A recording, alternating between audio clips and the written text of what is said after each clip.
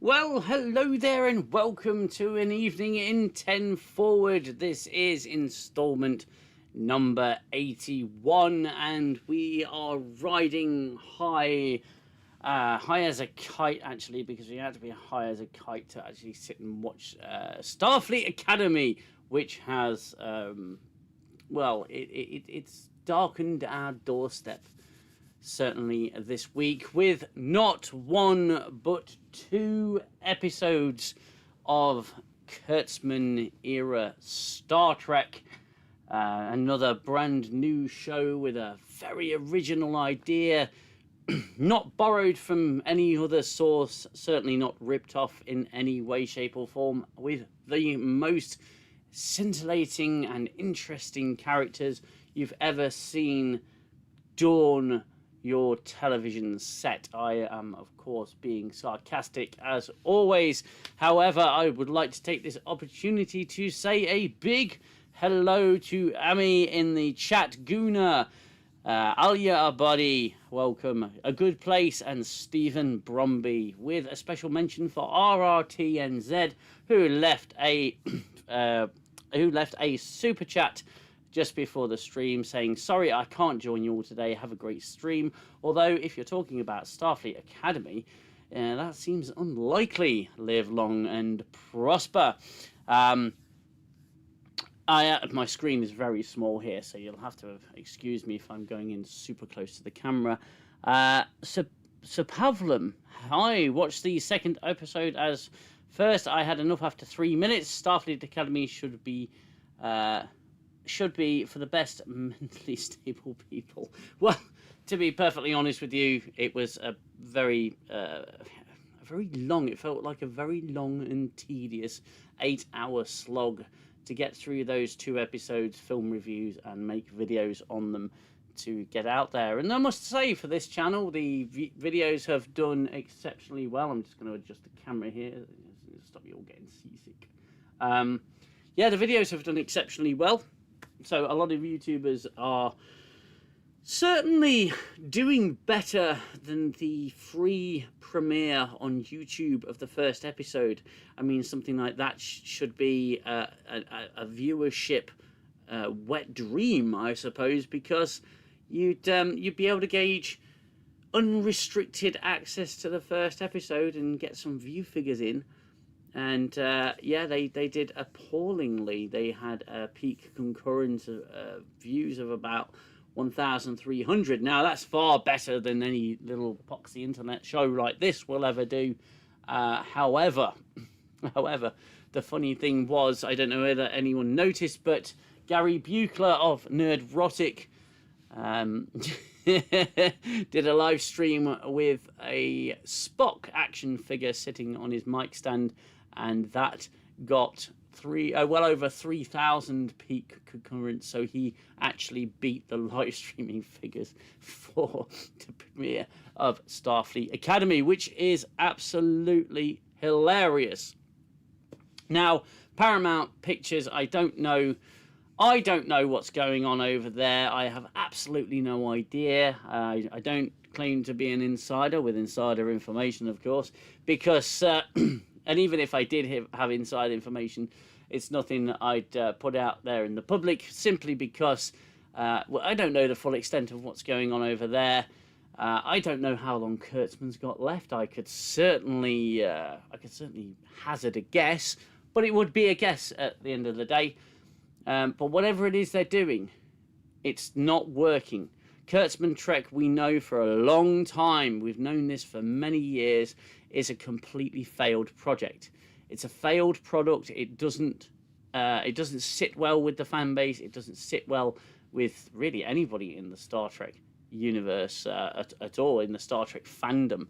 Starfleet Academy got failed by Nerdrotic. Spock stream was hilarious. Yeah, I completely agree. It was probably the funniest thing I read that day, and it did bring a little smile to my face. Now, I started watching the episode at roughly about 8 o'clock in the morning, British time, of course, and Yeah, I didn't realise that the first episode would be an hour and 15 minutes long. An hour and 15 minutes. Now, don't get me wrong. Don't get me wrong. We're seasoned Star Trek fans. We understand a long pilot, okay? It's usually the length of 2 episodes, so it's an hour and a half. But those were from good series. And this was, well, not. Starfleet Academy is going to appeal to a certain audience out there, and it's certainly not as big an audience as Kurtzman would probably want. But it is there are people out there that like it, and this is not an attack on anybody who has enjoyed this show. If you enjoy, I mean, there were elements of it. I said this in my review. There are elements of it that I actually did make me smile a little bit, but I couldn't really get past the sheer ridiculousness of the things that I was seeing. I didn't put it all in my review because if you know my channel at all, you know that my reviews are very much straight off the back of the episode. So I haven't had much time to think about it, to analyze it, to remember everything that happened. It's just my visceral reaction from immediately after watching the episode. Now, we should have some people joining us a little bit later. For now, at least, I'm on my own, so I'm going to try and get through everything I want to talk about, because there were things that I missed in my review. Not missed, but just didn't have time to put out there. I didn't have time to make an hour-long review video, and I didn't have time to do reactions or anything like that. I just I realized I had 2 episodes to do, and it was chore enough getting through the first one. The second one, of course, was an episode of television that happened. So hello Guna, welcome to the stream. Kennedy came and it's all over the Star Wars and left. Good riddance. Can Kurtzman do one, please? Well, we'll see. We'll see if he does. Antiderivative Jill and her viewers have just joined. Say hello to everybody who's just popped over to the stream. Welcome to an evening in 10 Forward. Thank you so much, Jill, as always, for sending your viewers over to me. Absolutely top lady, Jill is. Absolutely top lady. Great friend of the channel. We can hope, but fingers crossed. Well, fingers will have to remain crossed, because I don't think that we're actually going to get any confirmation of what's actually going on within Paramount for a while. I don't really see much happening at the moment. I know that this show has not been well received. However, the main argument that I'm seeing is this show is good because it's not as bad as Section 31, and we encountered this a lot with Star Trek Picard Season 3, okay? We encountered this issue a lot, and I have my own thoughts and opinions on Picard Season 3. I thought it was a very good love letter to Star Trek fans, almost a slight course correction in some respects, but also at the same time it suffered from really rushed writing. Oh my word! So £20 super chats, sir. That's completely unnecessary. Thank you so much, though. Hello all. I don't want to watch it. Yeah, if I don't need to, but the fallout from this is hilarious. Can't wait to see how they're going to handle the damage control. Kurtzman has got to go, and this doesn't prove it. Zell, thank you so much, mate. But I really do appreciate it. But super chats are wonderful, everybody. But not necessary if you don't want to. But it's a good way to support the channel. So, does prove it. Bloody autocorrect. Well, I don't know, mate. I thought that Section 31 proved it. But back to my original point. Thank you so much for that super chat. It's so nice of you. Thank you. Yes, Picard Season 3 it just suffered from really rushed writing. It was a rushed concept that did a lot of things that I didn't like, although there were some great moments. It wasn't written by a 5-year-old. It wasn't written by someone who had not had writing experience before. They actually did put some thought into it, but they just didn't have all their ducks in a row with the story. But one of the biggest arguments I saw for Star Trek Picard Season 3 was that at least it's not Season 1 and Season 2 of Star Trek Picard. At least it's better than that. And I think that's a poor metric to judge a show by comparing it to a show that's, the shows that are under the same company and under the same creative team. It's just a poor metric. So I tried to judge Academy based on Academy, not in comparison to Section 31. That being said,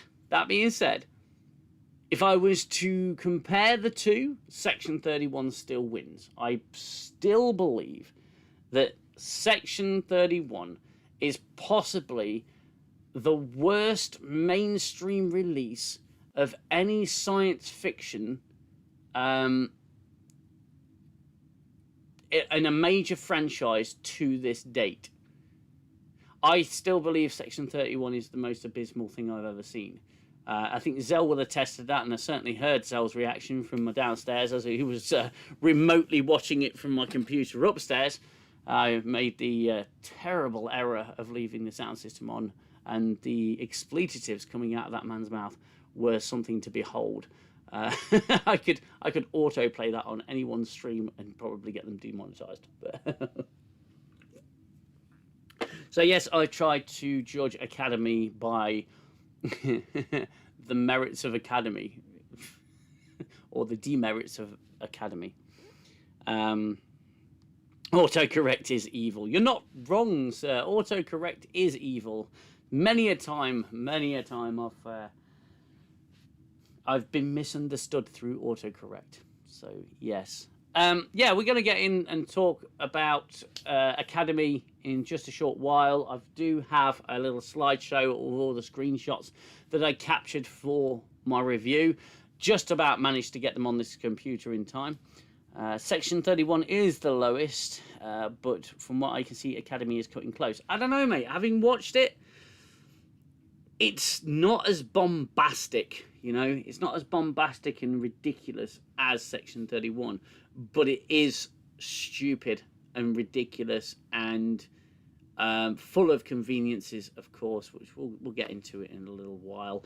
It's not for the faint of heart. If you hated Star Trek Discovery, you are going to hate Starfleet Academy. It's that simple.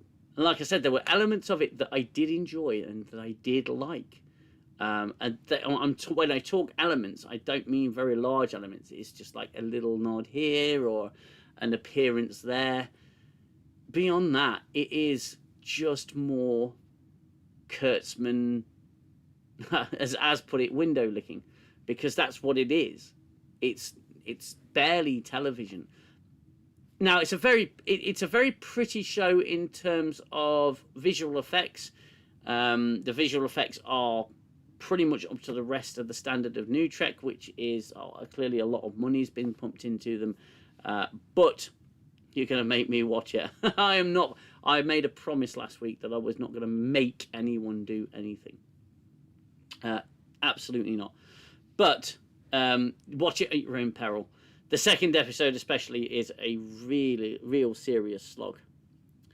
Yeah, the ships are truly awful.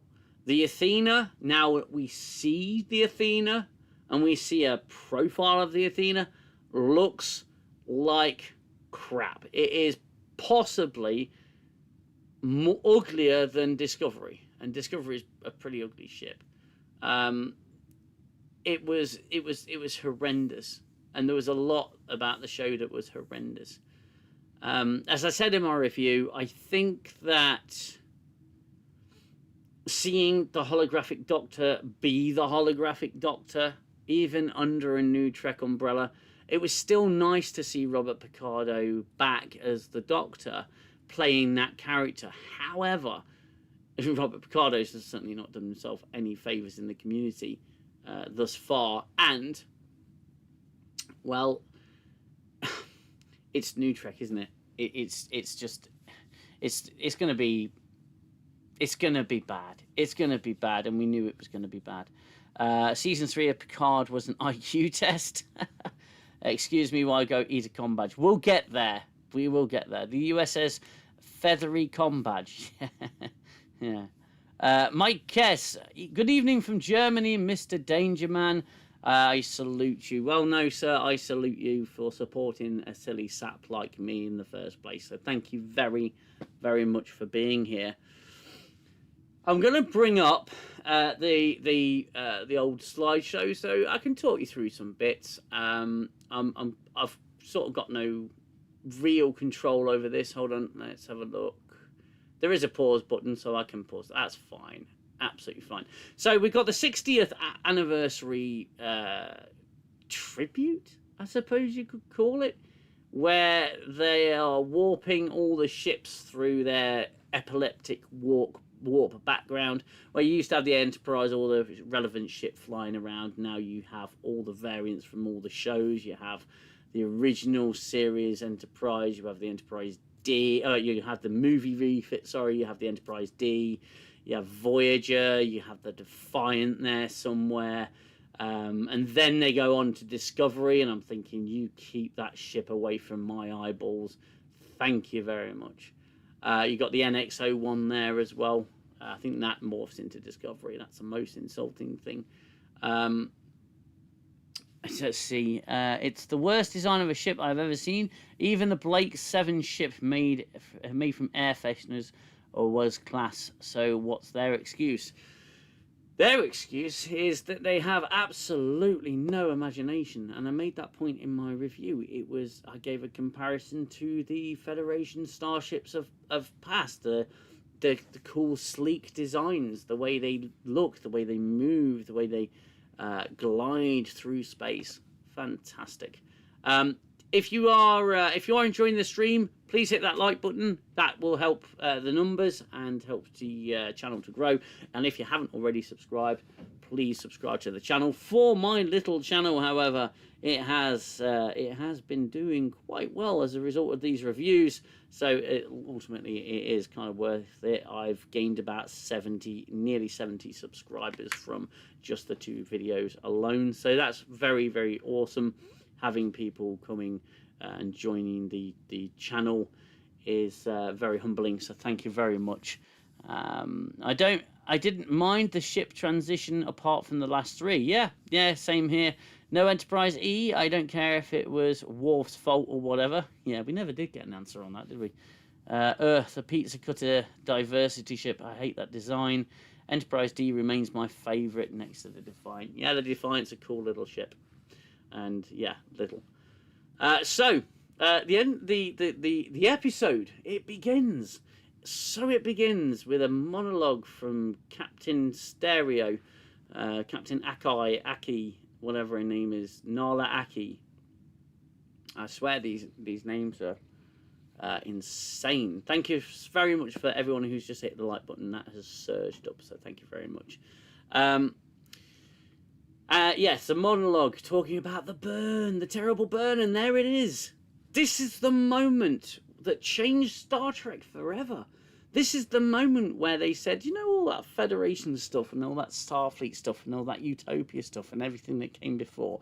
What we're gonna do is do a hard reset, and you can't get harder a reset than a Kelpian having a hissy fit on a dilithium planet where he's been genetically fused with the dilithium, has a screaming match because someone's taken out his old deer, and then his scream resonates across the universe, I mean the galaxy at least, and destroys all dilithium and all ships that use dilithium, which makes the question, why didn't the Romulans take over? Because they don't use dilithium crystals, they use quantum singularities as a power source.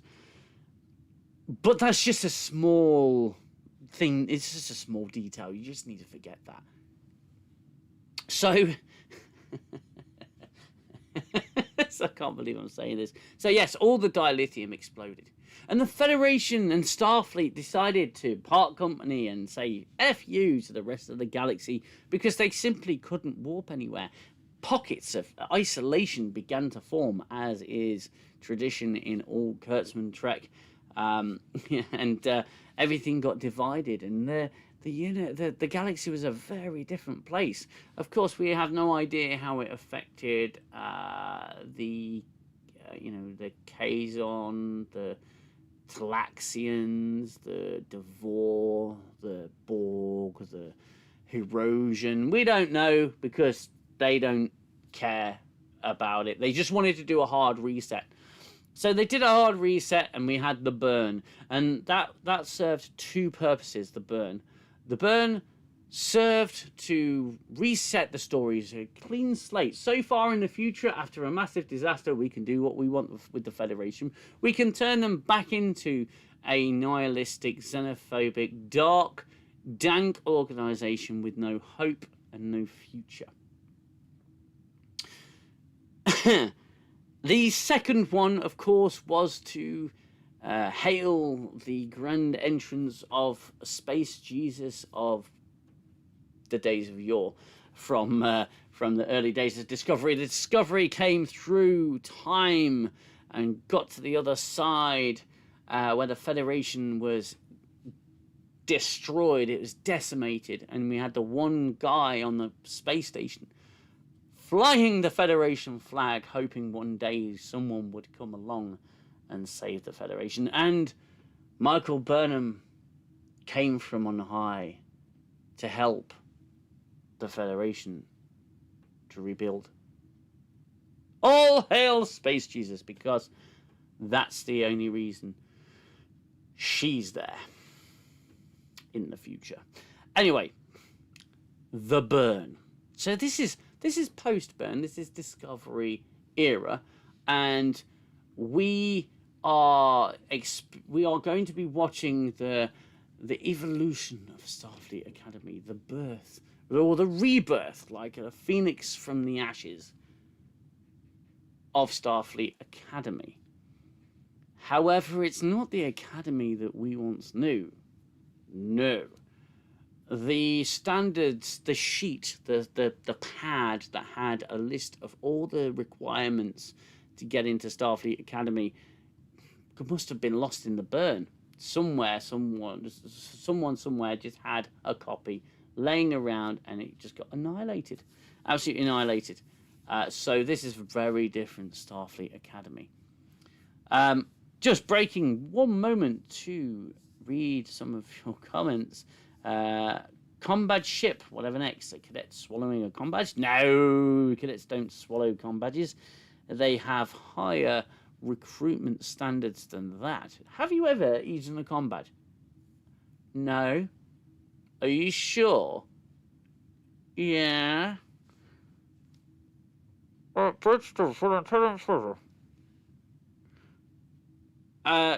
belly does that sometimes. No.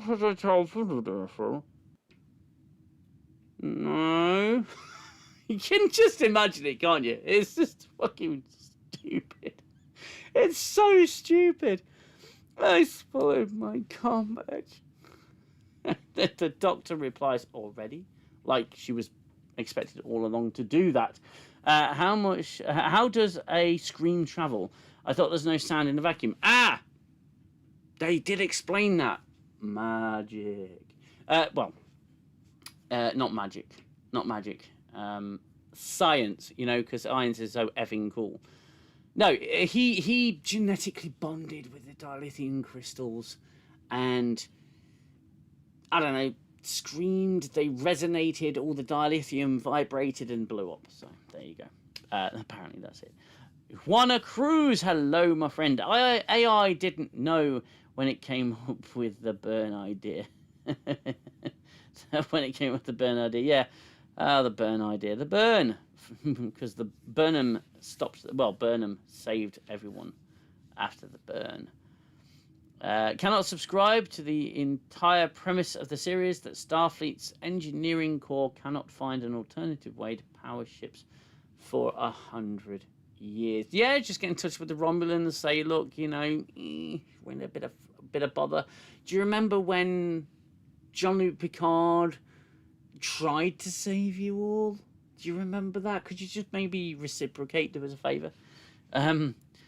Tell us about your quantum singularities. Yeah, again, earlier, I asked the same question, Mike Kes. Why didn't Romulan faction, the Borg, or Species 8472 take over the galaxy? I don't know.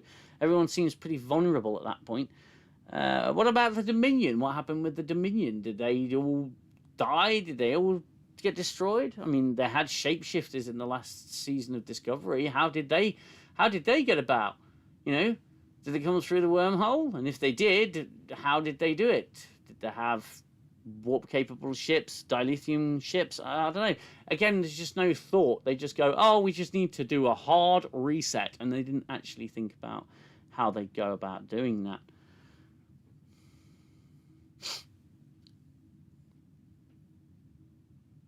Dilithium does not explode. It's scientifically impossible. Oh, it's the antimatter that explodes. So I'm going to be very careful here because I don't want to inadvertently end the stream by pressing buttons that I shouldn't. There are actually 1,000 screenshots here, so we've got plenty to talk about. So the episode opens obviously with a monologue, and then after the monologue, we get to see Caleb and his mother. I'm pretty certain his mother's Tatiana Maslany. If anybody cares, I can't really say that I give two craps about it. And she's talking, and they're talking about talking in code, and they're talking in code to each other. She's a criminal. She's been collaborating with. I honestly thought in this one scene she said his name was Anus Bracker, but I think it's Nosbracker, Newsbracker. No, I don't know. Paul Giamatti's character, she's been collaborating with and doing criminal things with Paul Giamatti's character, and they're sitting there in a cell with with her kid, pointing at all the planets and stars and saying, "There, we're gonna go to Earth one day. We are, you and me. We're gonna go visit Earth." In our own ship, but I don't think you are, because yeah, you've broken the law, my darling. So there's a lot of screenshots here, just bear with me. Oh, I'm gonna get through this again. I feel like I'm torturing myself for a second time. That bear is effing creepy. It's creepy as hell. That is just the I always think kids' toys can be so creepy, and I don't know why they insist on doing this. Ugh. Look at the dumb thing. Do you want to be my friend? Very good. We're the very best of friends.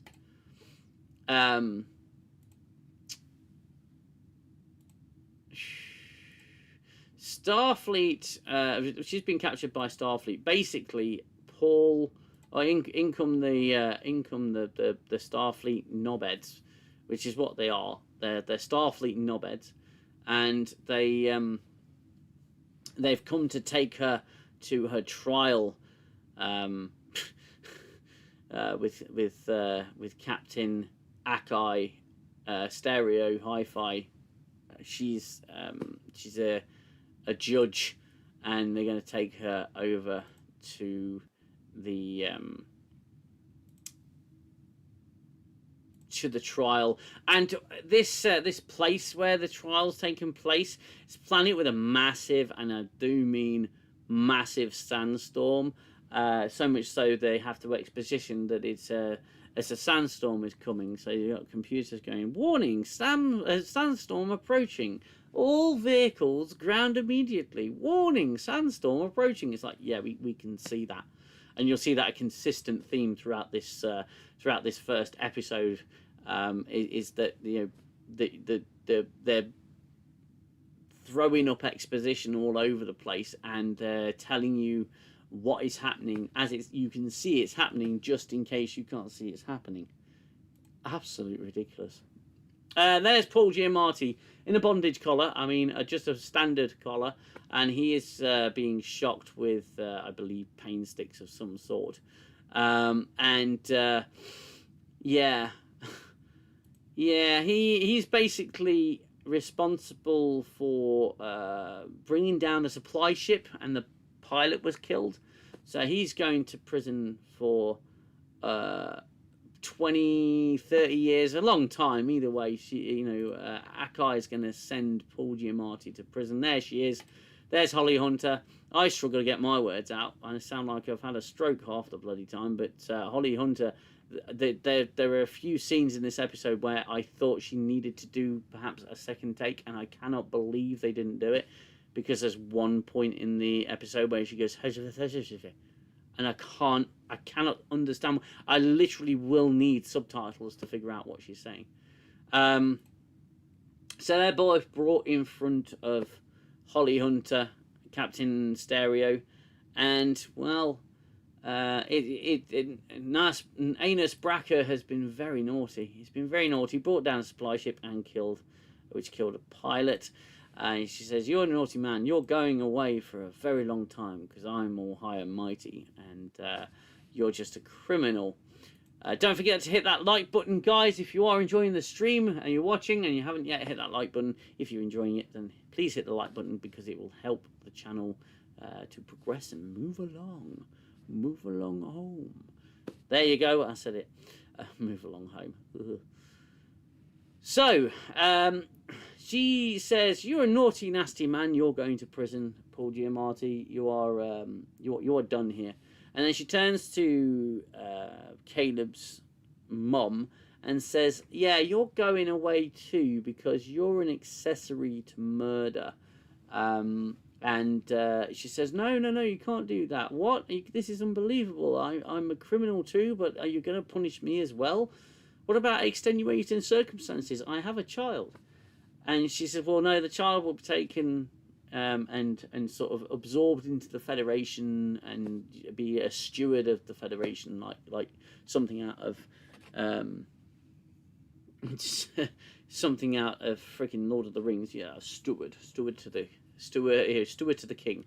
So yeah, he's going to be steward of the Federation. So yeah, again, an allegory, of course, for children being separated from their parents, criminals having their children removed, all bad stuff. So yeah, she gets dragged away, and with Paul Giamatti, and this is the point where Paul Giamatti says, hate me all you want, hope it helps you sleep at night, or whatever the ridiculous, stupid line was from that particular segment. He doesn't want to get separated from his mum, but his mum gets separated from him. Akai assures her that he'll be taken care of. Oh, what a terrible, terrible thing. Yes, Paul Giamatti, we know. Can you... This is a very slow slide. Oh my god, a very slow slideshow. Say that 10 times fast. I bet you can't. So Akai, Stereo, Captain Stereo, she takes him to one side and says, you're going to love the Federation. We've got great schools, we got this, we got that.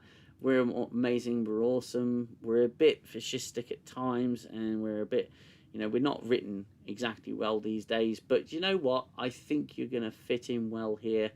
And what she fails to understand is that this kid, Caleb, has been well taught by his mother, the thief. And he gives her a hug. Everything's huggy wuggy in this show. And oh my god, this is insanely slow. I don't like this transition. Let me just see if I can solve this transition issue. Let's just not fade. Let's just cut. Oh, and it started again. There we go. Hey, look, speeding. I wish the episode was this quick when I watched it. That would be brilliant. Look at this. Oh, yeah, straight through. Blah, blah, blah, blah. A load of bullshit. Bollocks, bollocks, bollocks. Yeah, so she gives him a hug, and he says, oh, I left my bear. I left my bear in there. She says, oh, don't worry, I'll be the hero. I'll go get your damn bear. She goes and gets his bear, and then realizes, oh, bugger, I've not got my comm badge because the kid has stolen it. The kid's stolen the comm badge. Can you believe it? The little thief has stolen the comm badge, and it's incredible because that comm badge grants him access to get out of there. The comm badge on its own it's like a key card. Okay, the comm badge is a key card. There's no biometric readings. Doesn't have to be worn by the wearer. It just lets her out. It lets her go anywhere she wants, and then the kid steals it, and he's automatically got the ability to go fucking anywhere, except out in the sandstorm, which is where he's going to go. He escapes out into the sandstorm. The grounding vehicles out in the sandstorm, and I don't know, a friggin' 6-year-old's gonna survive? You know, I mean, it depends how high up they are as well. You know, okay, fine. He survives. She closes it up and then says, find him, for the love of God, find him. I need a break. Brilliant idea, by the way, to send an entire class of freshmen from the academy across the shrunken universe on a single ship. What could possibly go wrong? Well, Starfleet Academy is what happens, so I'd say that went wrong. Sorry, I'm late. I accidentally swallowed my comm badge. Well, listen to your gut, because someone's talking through your gut because you swallowed a comm badge. See, I think I'm funny. Prune juice time. Al, you do make me laugh. If you aren't already in the Discord, by the way, Discord server, the link is in the description below. Just pop into the Discord server, say hello. I've got about 50, 60 people in there. It's not big, but you guys can make it bigger. If you aren't in the Discord, please join the Discord. I want to see you come on in. Good one, UK. Thank you. So, yeah, and if you haven't already hit that like button, hit that like button. I will keep reminding everybody. So, oh no, Caleb's gone out into the sandstorm. He's going to have a very dry mouth. And, yeah, it's like, oh no, I failed. I separated a mother and a son, and I've failed. Oh, how terrible. So, it's 15 years later. It doesn't mess about, this show. It just goes, bang, 15 years later. It's a ship heading to a planet. What did that say? I can't read that. You guys might be able to, but I can't. I don't really care anyway. So, white guys, bunch of white guys are transporting Caleb, who is not white, to prison facility, and I have a feeling Caleb intended to end up here. Oh, Sin has come into the Discord. Everybody else, get into the Discord. It's great fun in there. I've got a lot of channels, different channels in there. Oh, okay, my okay, my laptop decided to run out of memory. Interesting. Ooh.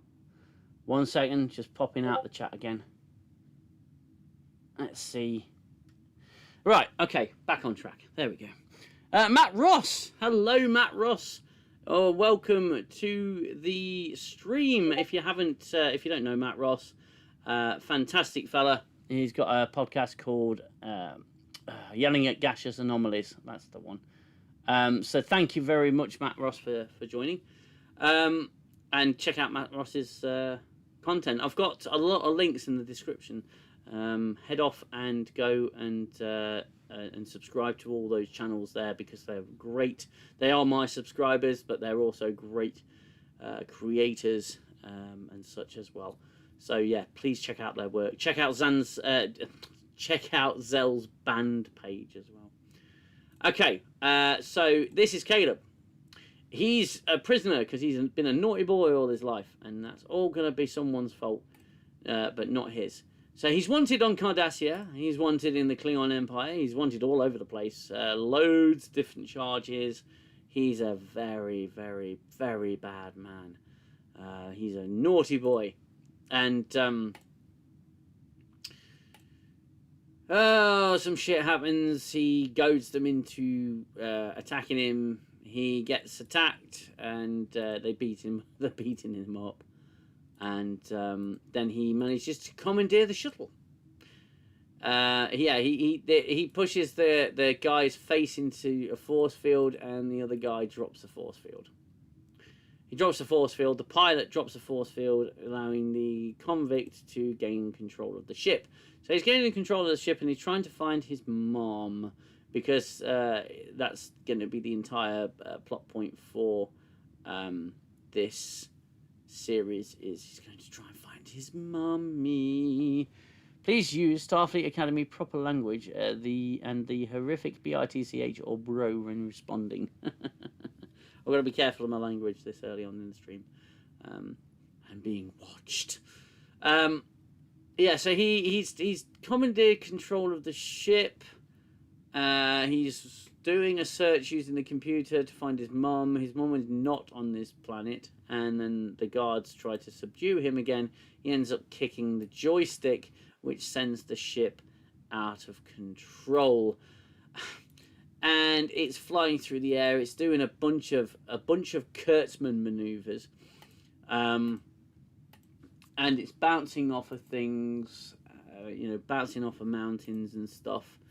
And then he regains control of the ship and narrowly avoids smacking a mountain. But if he hadn't have smacked the mountain, then Starfleet Academy would be a lot shorter, which would have been pretty awesome for everybody involved. So he's really happy, and he woos and he screams, "Yay!" And he says, and then he gets recaptured in a tractor beam, and he says, "No, I'm a free man. I'm a free man." And there's someone in the corner going, "Beg to differ. I beg to differ." We get the opening title credits, but they are not they're a placeholder credit for the pilot episode. They are not the credits for Academy. The credits for Academy are shit.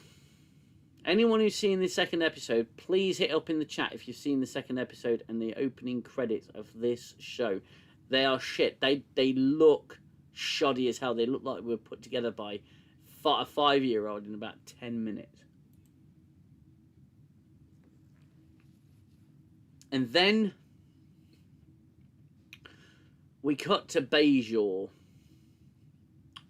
Bajor.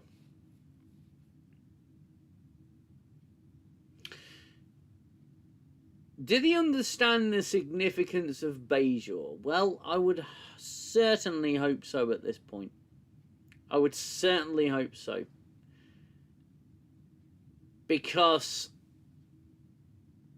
they don't utilize it at all, other than it's the place that Captain Stereo, Captain Aki, I'll stop calling it Captain Stereo, that will confuse people. That's where she's chosen to end up, after she resigned from the Federation, like Picard did, yes. But she's on Bajor, and Bajor, and I tell you what, the scenes on Bajor, it could be literally any planet.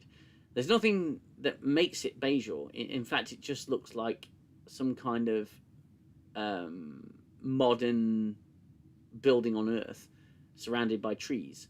Now, I understand. I did have a comment on my channel where people said, "Yeah, well, you could, Earth looks like Bajor. Bajor has when it's been shown before has looked like any other planet. Well, of course it has, because it's budgetary reasons. But they could at least, I don't know, they could have at least built a digital version of one of the the oil stills that they used to use in the Next Generation, or at least show some Bajoran architecture, or I don't know, a bit more of Bajoran culture. But hey, let's not get into the minutiae, shall we?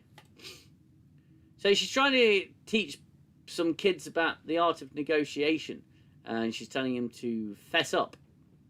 Fess up. And I think I did see a YouTuber make this point where it's like, fess up to what? If you fess up, you don't have any negotiating power. You just have to fucking fess up and tell the truth. So yeah, she's teaching them about the art of negotiation and how not to do it. When she is met by Admiral Vance. It's Vance again from Discovery. Yay. Don't get me wrong, I like Oded. Was it Oded Fadir or Oded Fahir?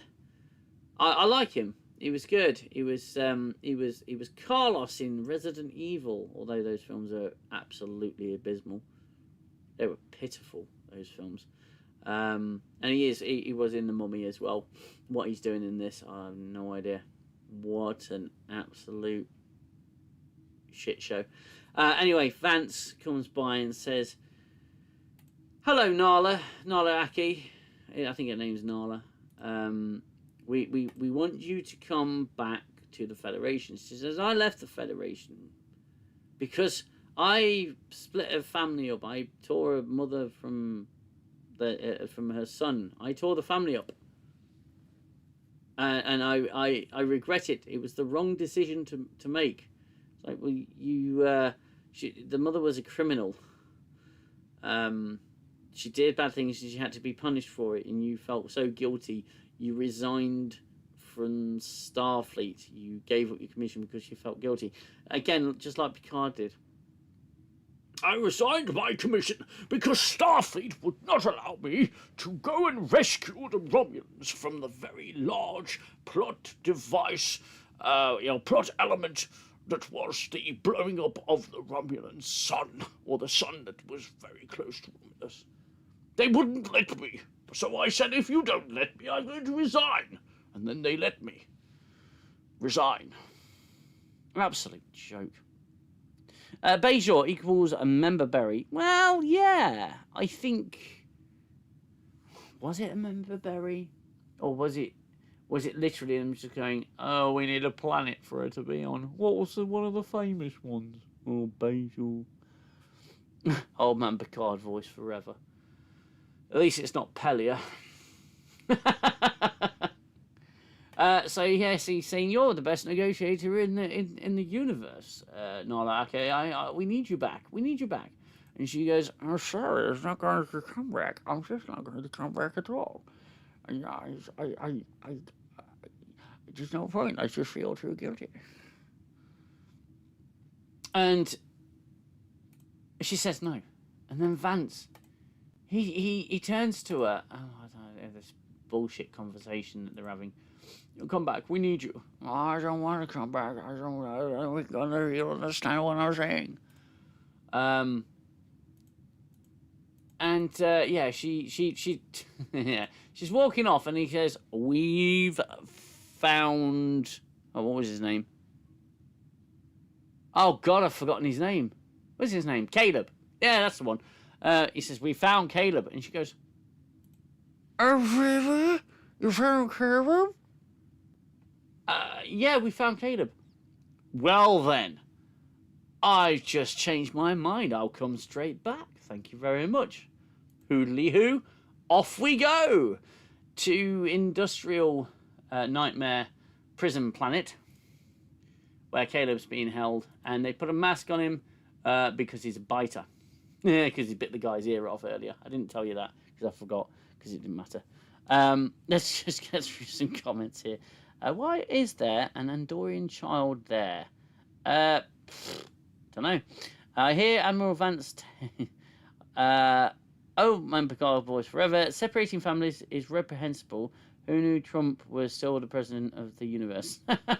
Yeah, but I mean, the part of the problem is, and what this show gets wrong is that, you know, the justice system, whether you like it or, I'm not getting into politics here, but the justice system, whether you like it or not, the you know, the parents in this show, she's a criminal, and she's been, you know, she's been arrested and sent to prison. So, you know, it's just the law, you know. But the point is, Aki, she resigned from the Federation because she felt guilty. It's like, well, you were doing your duty, and you were stupid enough. You know, she was kind of let down by the security system. Let's be honest. She was let down by the security system that allows a comm badge to just open up anything without any biometric readings. This is the future, and this is going to be a common theme, by the way. This is the future. Technology should really have advanced. I mean, I know obviously the burn happened and they're still behind, but they've got programmable matter that can turn into anything.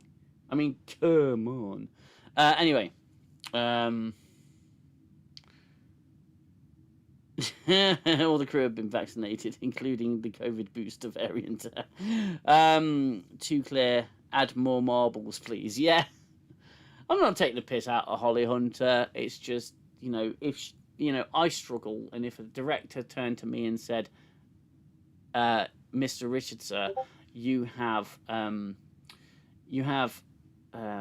not been very clear in what you're saying. Could we reshoot that and you maybe perhaps use your tongue a little bit more to orate the words that we need you to orate? You know, that sort of thing. And I would say, yeah, sure, let's do it again. I'm sorry about that. But she honestly, there's one point where she just says, and they fusions her sentences. And it's like, what are you talking about? What are you on about? Oh God, this is painful. I'm having to go through it again. This is, you know, this is torture. But at least it's screenshots, so hey, and we've all got each other. So Caleb's all messed up like Bane. He's just like, you have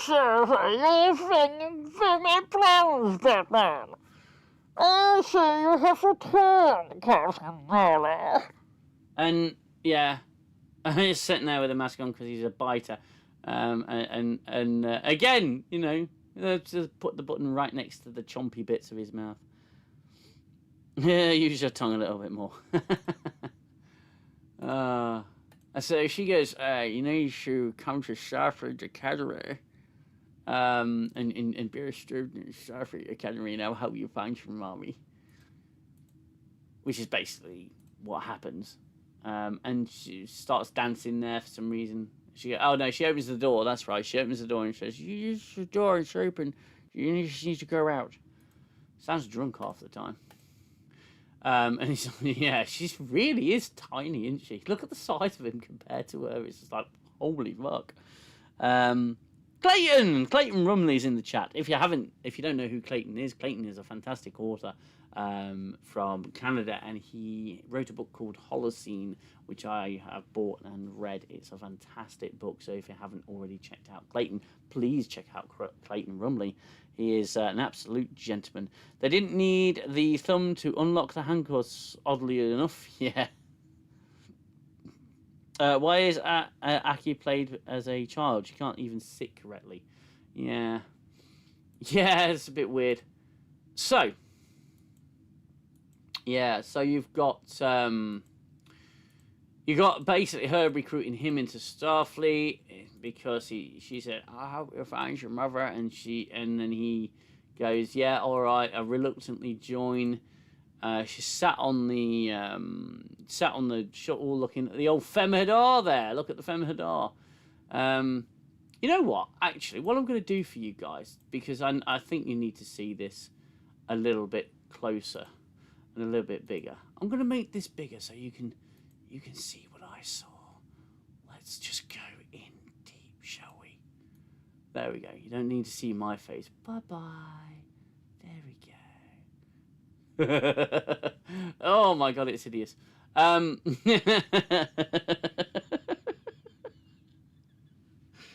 Oh, shall I I'll put myself in the corner. Look, I'll put baby in the corner. There we go. And there we go. There I am. Just this little box. Look.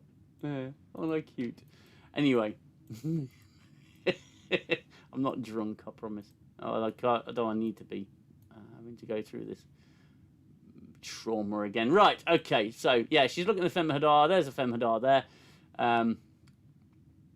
in the center of the screen, and yeah, we'll get into the Femhadar. Well, no, we won't actually get into the Femhadar. That was a really poor choice of words. I'm so very sorry. We'll talk about the Femhadar a little bit later because we're not too far away from meeting her. So Aki's reviewing her crew list, and Caleb says, I'm not having a haircut and I'm not wearing any uniform. I'm just going to put that out there right now. I am not looking like a dork. I said, and I sort of thought, well, you're not actually looking like a dork because those uniforms look a little bit more serious than the most Starfleet uniforms. Femhadar, great name. Too bad she isn't channeling it. Hear me correctly. Not much privacy with that sort on display. So they're recycling a lot of scenes from Discovery. Burnham was recruited a very similar way by Lorca. Yeah, exactly. Just rehashing the same ideas because they just can't come up with their own. Oh, God. We'll get onto the crew in a minute. But yeah, this is the bit where he goes, I suppose this is going to take us to the ship. And she goes, this is the ship. And it's like, okay, this is the ship. The ship is the school. And that is the ugliest fucking thing I have seen since Discovery first came out of Space Dock. Look at it. Look at it. It's fucking hideous. What the hell is that thing? Seriously. It looks fucking hideous. Why is it? Everything looks fucking ugly. Unreal. That's the ship, the USS Athena. Named after the Greek goddess of something. And yeah, you've got this. Oh yeah, you've got this giant freaking ring with nothing in the middle because people just use personal transporters to get everywhere. I thought, if you use the transporters excessively, you could suffer from cellular degradation. But these people use it to go to the fucking toilet. It's just unbelievable. Serious question. Why the hell did they have a hologram team? We will get to that. Let's move along together. Let's do this together. The ship looks ugly on the inside as much as it does on the outside. It is essentially, it looks like a shopping mall. It looks like a shopping mall. And it's just like Easter egg central here. It really is. They're walking through.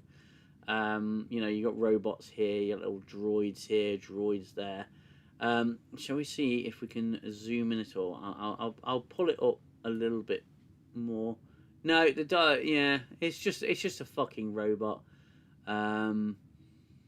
With some more bullshit, and then yeah. And then we I mean, look at it. It looks like a goddamn shopping centre. What were they thinking? Seriously. Welcome, cadets, to Starfleet Academy. Just in case you didn't know where you were. This is a spaceship, which means you have to be authorised to be on it. So if you're on it and you're not authorised, you're in the wrong place. Right. They have a big window in the roof of the ship that looks like a goddamn fucking Starfleet Delta insignia. And I made this point in my review. Let's just make it normal size. I made this point in my review, The Delta is everywhere. It's patterned everywhere you can put. Everywhere they can fucking put a Delta, they've put a Delta. So ever since the first episode of Discovery, people think that, these people think that it's the most recognisable symbol in all of Starfleet. And it was to a degree, but they just went overboard and puked it up everywhere. Ah, fucking hell. Right. Here is the Femhadar. She is the first officer. And it's Gina Yashir, the very unfunny comedian who used to be on Mock the Week here in the UK, and she's not particularly funny. She's just loud. Yeah, she's like this Jem'Hadar Klingon hybrid. Now, the Jem'Hadar, of course, don't have any junk. They don't have any reproductive organs. They don't have anything resembling, pokey devices, because they are born in test tubes. They are addicted. They only eat. They don't eat anything. They have Ketracel white, and that's pretty much it. So how they manage? I mean, she must have been a test tube baby, perhaps.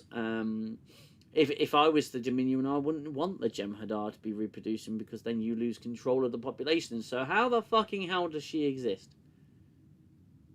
Seriously, what's the biology behind that? What's the explanation? What's the scientifics? The really cool fucking scientific explanation. How do you know if they have junk? Did you look?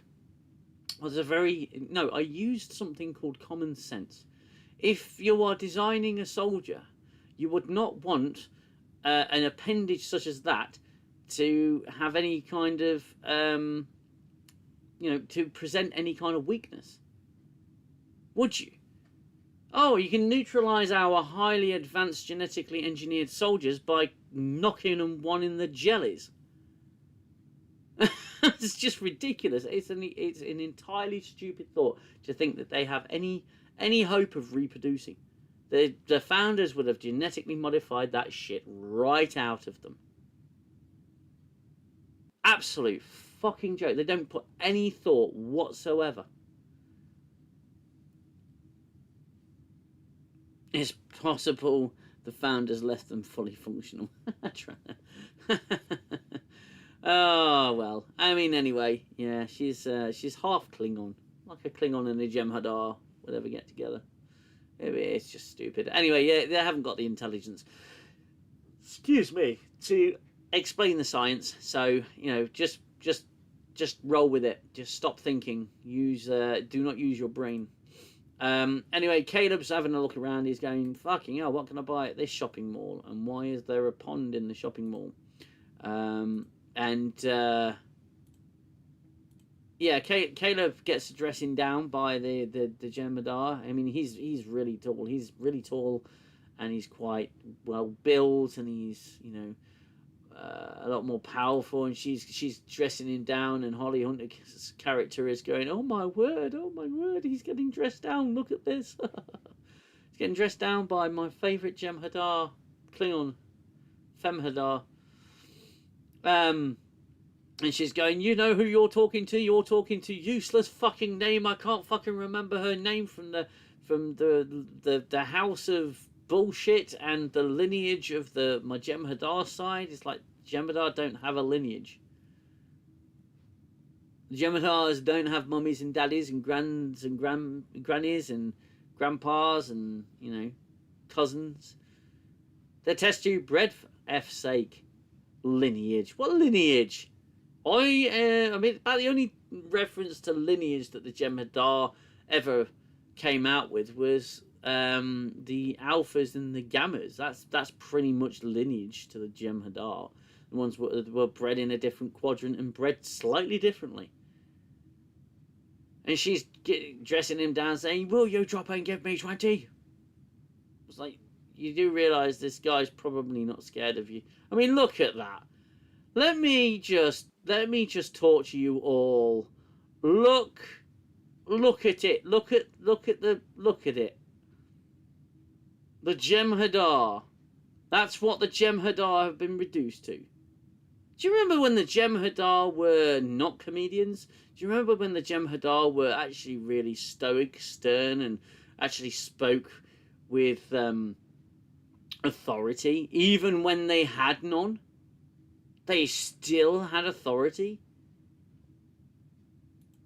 God damn. She's like, drop her, give me 20. I'm going to shout at you until you do exactly as I tell you to do. If you don't do exactly what I tell you to do, I'm going to shout louder. So he actually drops and starts doing press-ups. Because he's so scared of the Femhadar. I'm going to break just to read some comments here. No tangly bits to get in the way. Vulcans could make the point that the needs of the Jem'Hadar Klingon hybrid outweigh the nutrition needs of the many. Clayton, they could have easily explained by saying the founders freed the Jem'Hadar after the war and gave them the bits. Yeah. But that would require clever thought and writing. Well, it would require knowledge of the universe that you're writing for, and it would require just a little bit of under the surface level thought to the writing. Hit that like button if you haven't already, guys. Thank you very much. That would be much appreciated in advance. Thank you. So we've got the Jaden Cragg, the Klingon, the Beta Klingon, the emotional Klingon, the Klingon that likes beauty. Yeah, and Genie Ashir is the Femhadar is telling him, drop your bags on him. So there's extra weight. Drop him on in, and so his press ups hurt more and are more difficult. And he goes, "I am sorry," and she goes, "Don't apologize." Do you feel the call of the warrior? He goes, "I feel the call of science because I'm a scientist and I want to be science person." He is so robotic. Seriously, it's like these people haven't done any studying on what these characters are supposed to, what these species are supposed to behave like and talk like. I don't recall General Martek ever sounding like that, or Gowron ever sounding like that. I seek glory, not I seek glory because I am a Klingon. It's moronic. It's so stupid. So stupid. So he wants to be a scientist, and she doesn't fear death, and she likes death, and he doesn't, and he wants to live, and look, there's another fantastic still of a once great species reduced to just a comedic presence. Fantastic. They got trees in the trees on the ship. Anyway, they start talking. They're stowing their gear, and they've got to go through, and they've got to find out who, what they're going to be doing, where they've got to go. They've got to have directions, and then they meet you saw one of those aliens in Discovery, early seasons of Discovery, I think, and to be fair, it might be the same guy. I don't know. I really don't care. I really couldn't give two shits. Where are you going, mate? Oh, I'm going to science. Oh, you need to go through that door. Where are you going? Oh, you don't know where you're going? Well, you need to go through that door then. And after all that time of him saying, I ain't getting a haircut, I ain't having a uniform, he walks through a fucking portal doorway, and he has a haircut, and he's wearing a uniform. And it's instantaneous, it's like this grooming portal. And I'm not even close to fucking joking. It's like a grooming portal. He has stepped through, and his hair is all done, all cut and ready. The Klingion's standing there in his uniform, but he hasn't had his hair cut. His hair is just done nicely. Why can't the other guy keep his long hair? It's not regulation, but it's fine for the Klingon. And look, he's going, oh, my fucking hair's been cut, you mother... And he goes to swear, but gets cut off, obviously, by great editing. Where is the edited 90210 intro at? Oh, my God. That is a very long name. I am not a nugget Blackheart. Welcome, mate. She is a pale imitation with great teeth. Yeah, she's got great teeth. I'll give her that.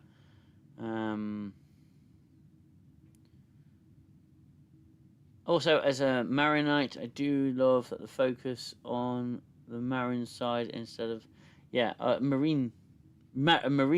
Oh my god, I'm struggling to read the text. Sorry. The lizard guy is like the Hogwarts sorting hat, but zero effort. Brilliant. Yeah.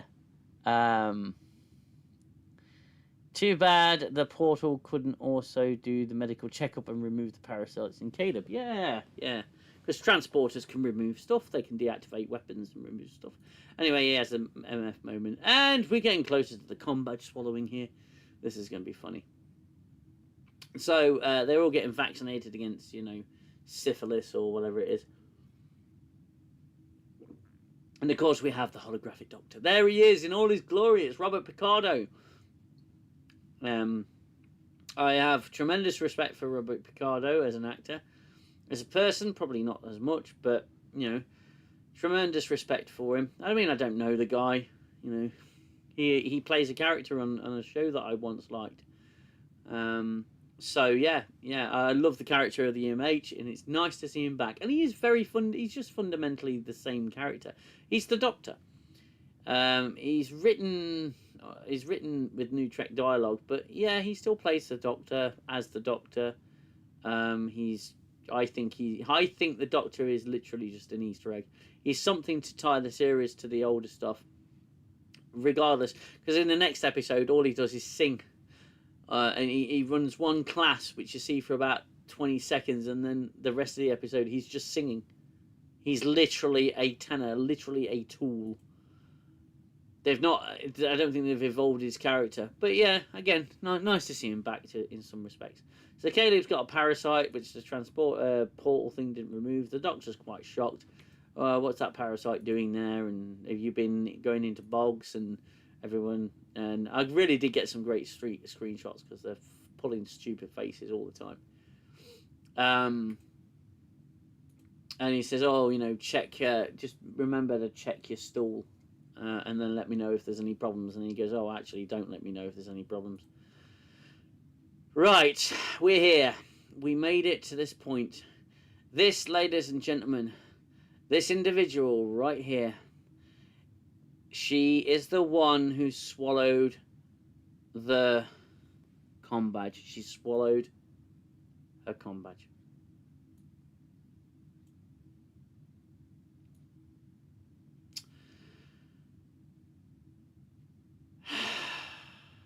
She swallowed her fucking comm badge.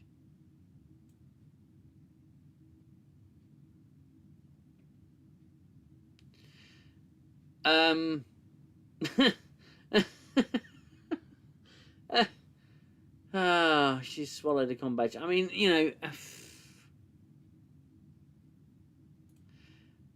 and the Doctor's like, again? Or no, already? You swallowed it already? Like he was expecting her to be the absolute bellend that she is. Yeah. She swallowed her comm badge. I mean, why did she put it in her mouth in the first place? Did she want to see if they were waterproof? She was maybe she's a product tester. I don't know, but she swallowed a comm badge. And it's not explained that she might be a product tester, or that she may have wanted to hear what her stomach sounds like inside, and then maybe wanted everyone else to hear what her stomach sound is like inside, but it's not explained away. She just swallowed a comm badge. And it's a cheap joke, okay? That's all it is there for. It's a cheap joke that they don't have to explain because they think we're stupid. Think we're not paying attention. Come on, guys, fuck's sake. He said medical tricorder, and I cried. Praise St. Michael of Burnham. Yeah, they replay the joke the gag from Voyager. He says tricorder, and he goes medical tricorder. but they're already in sick bay and he's surrounded by nurses. So why are they not handing? And I don't think he actually ends up getting his medical tricorder in the end, because he just jabs them in the neck. Anyway, moving on to the bridge, the ugly ass bridge. What the fucking hell is with the polished floors? Seriously, what the fucking hell? I mean, come on. It looks awful. Looks clinical. Looks sterile. Looks fucking awful. Absolutely terrible. You know, this stream's gotten to 100 views already. That almost never happens. LED strips, guys, on the bridges. Not particularly subtle, are they? They're quite in your face. It's just disgusting. It's vile. I get a headache just watching it. I mean, look at that. Why do they need LEDs everywhere? Remember the Enterprise D? Of course you do, because that was actually a very nice ship. Internally and externally. It's a very nice ship. The Enterprise D didn't need any LEDs because it had overhead lighting. And it was actually daylight lighting. It was natural lighting. What the fucking hell? Why all the LED strips? It just doesn't make any goddamn sense. Why the shiny floors as well? I don't understand.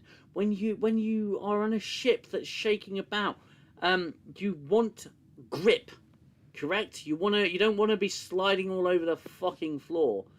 Why did they not put carpet in all these on all these sets? It's just ridiculous. Remember when they rebuilt the Enterprise D for Star Trek Picard Season 3 and they put the carpet in and it looked incredible. It looked homely, comfortable, warm, inviting. This just looks like sterile, like a hospital floor. Chair goes up, chair goes down, yeah.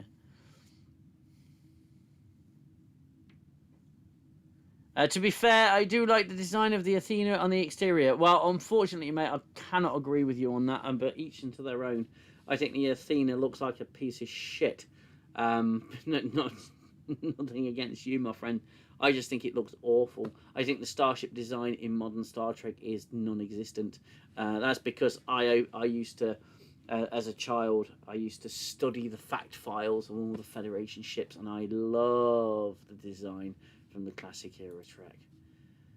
I love those designs. But yeah, I mean, each into their own, pal. If you like it, I mean, like I said, there's people who like this aesthetic. I think it looks awful. It doesn't look inviting, and it doesn't look like a place I would like to be. So, this is where I said in my review that they learned their lesson. They learned one lesson. They introduced us to everybody on that bridge, all the officers. This guy, his name is, don't know. This guy, his name is, can't remember. This one, I'm going to call her, I don't know, Hornface. This one is generic Star Wars alien. This one is, I'm a wrestler, but I've got blue streaks in my hair. We'll call her, I don't know, Lieutenant Flip, or I don't know, we'll call her Body Slam. This guy, generic diversity hire guy, he's Lieutenant something, Ensign something, or referred to later on as Boy, and that's that guy again. She basically introduces them to the audience, to you. It's not fourth wall breaking, but it might as well be, because they may have listened to us when we said we cannot remember any of the names of any of the crew on Discovery, because none of them, they've not written them in such a way that we give a shit about who they actually are, and we don't give a shit who these guys actually are. The ship reminds me of when I was 4 or so years old and would draw and basically make a saucer of tuna cells my design at first. Oh mate, yeah, I used to love drawing starships. I've still got some somewhere. I'll have to make a video where I show you guys them. Yeah, I used to design my own shuttles. I used to love drawing shuttles. I did a live stream a few months back where I drew a runabout from scratch, trying to draw it to scale from an image on my computer, and it actually went really well. Check out that live stream when you get a chance, my friend. It's on the channel somewhere. It'll be a few months back, but yeah, it's called Drawing a Runabout. And I really must get back to it, to those sorts of streams, because I really enjoy doing them. Anyway, they got the view screen again, which just looks like a...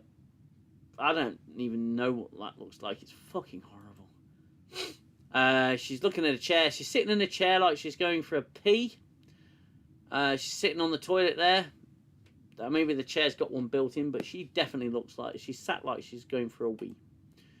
And the chair is fucking huge. Look at the size of the thing. And we all know why it's that big, so she can sit in it awkwardly. God. She's got the digital display which must cause headaches. I cannot fathom any way that these would not cause headaches. Of course, the DNA scanner has to scan to make sure that she is who she says she is, but 15 years earlier, they didn't have that technology when she scanned the fucking comm badge. When the kids scanned the fucking comm badge on the... I'm going to try and watch my language. Yeah, when the kids scanned the comm badge, didn't need biometrics then, did they? But now they got biometrics, and that's all of her biometrics, look. And she's going, oh, we're going to go off and fly to the academy, because, well, to San Francisco. And that's where we're going to set this ship down. So she's like, let's get out of here. Let's fly. Let's go. I'm going to talk to you all. I'm going to say some words, and oh my word! I mean, I'd have a pretty tough time lying next to her. And this isn't me being detrimental. It's me being worried for my own face. Because imagine if she cuddles up to you in the morning and you just get your eye taken out. You know, you just get your eye poked out. I mean, wow. Imagine if she got into an argument with you and headbutted you. You'd be dead. Crikey. I mean, yeah, there was that alien from the Orville, wasn't it? The female alien from the Orville. It was brilliant. And she was all spiny and everything. But that just, at least she was mildly attractive. She just looks scary as hell. Oh, by the way, Alia, if you're still in the chat, that screenshot of that hot redhead Orion girl should be in here somewhere, so stay tuned. So yeah, I'm just gonna walk around the bridge talking to you all and talking awkwardly, and nobody understands what I'm saying. And there they all are, you know, Starfleet's future, all standing there listening. And she's on these giant, you know, giant TV screens that are curved, so they've got curved monitors, which is good. I am sort of trying to read the chat from a distance, just bear with me. I'll take a break every now and then just to talk to you guys.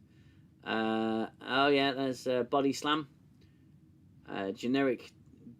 Shall I call him generic div hire? And yeah, this one. This one. Right about here. So this character is called Sam, and you remember the actor on the red carpet, the fact that she was yeah, she just looked like if you gotten way too close to her with a magnet, she'd get rather knocked at you. That's Sam. So she's a hologram, and she's the first holographic student.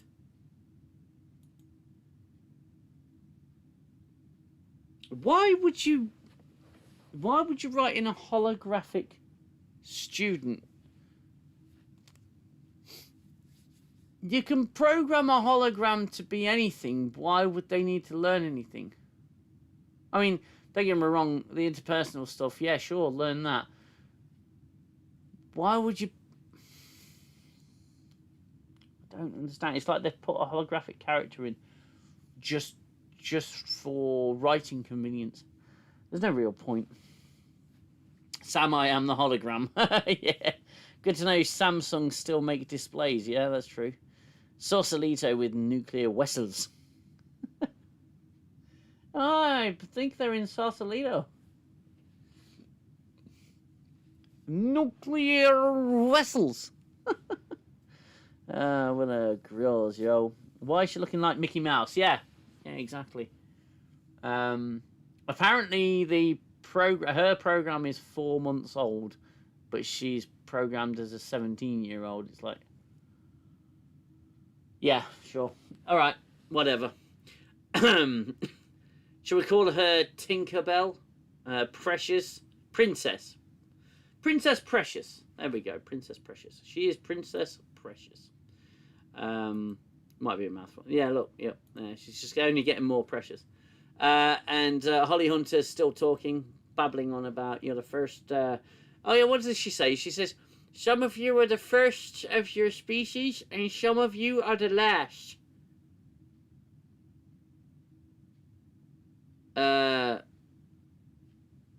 What do you mean the last? That sounds like a bit of a threat.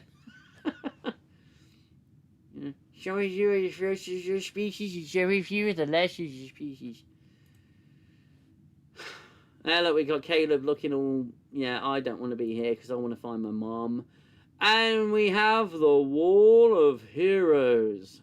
And I found something the other day. I think this one actually might be a bit blurry. You won't be able to make those out. This one you will though. Okay, so who we got? Who do we have on the Wall of Awesomeness? Let's see. We have, in no particular order, crikey, it's getting hard for me to read. Okay, so we have Commander Zero the Third? I can't even read that. Captain Harrison. Oh my god. No, I can't read that.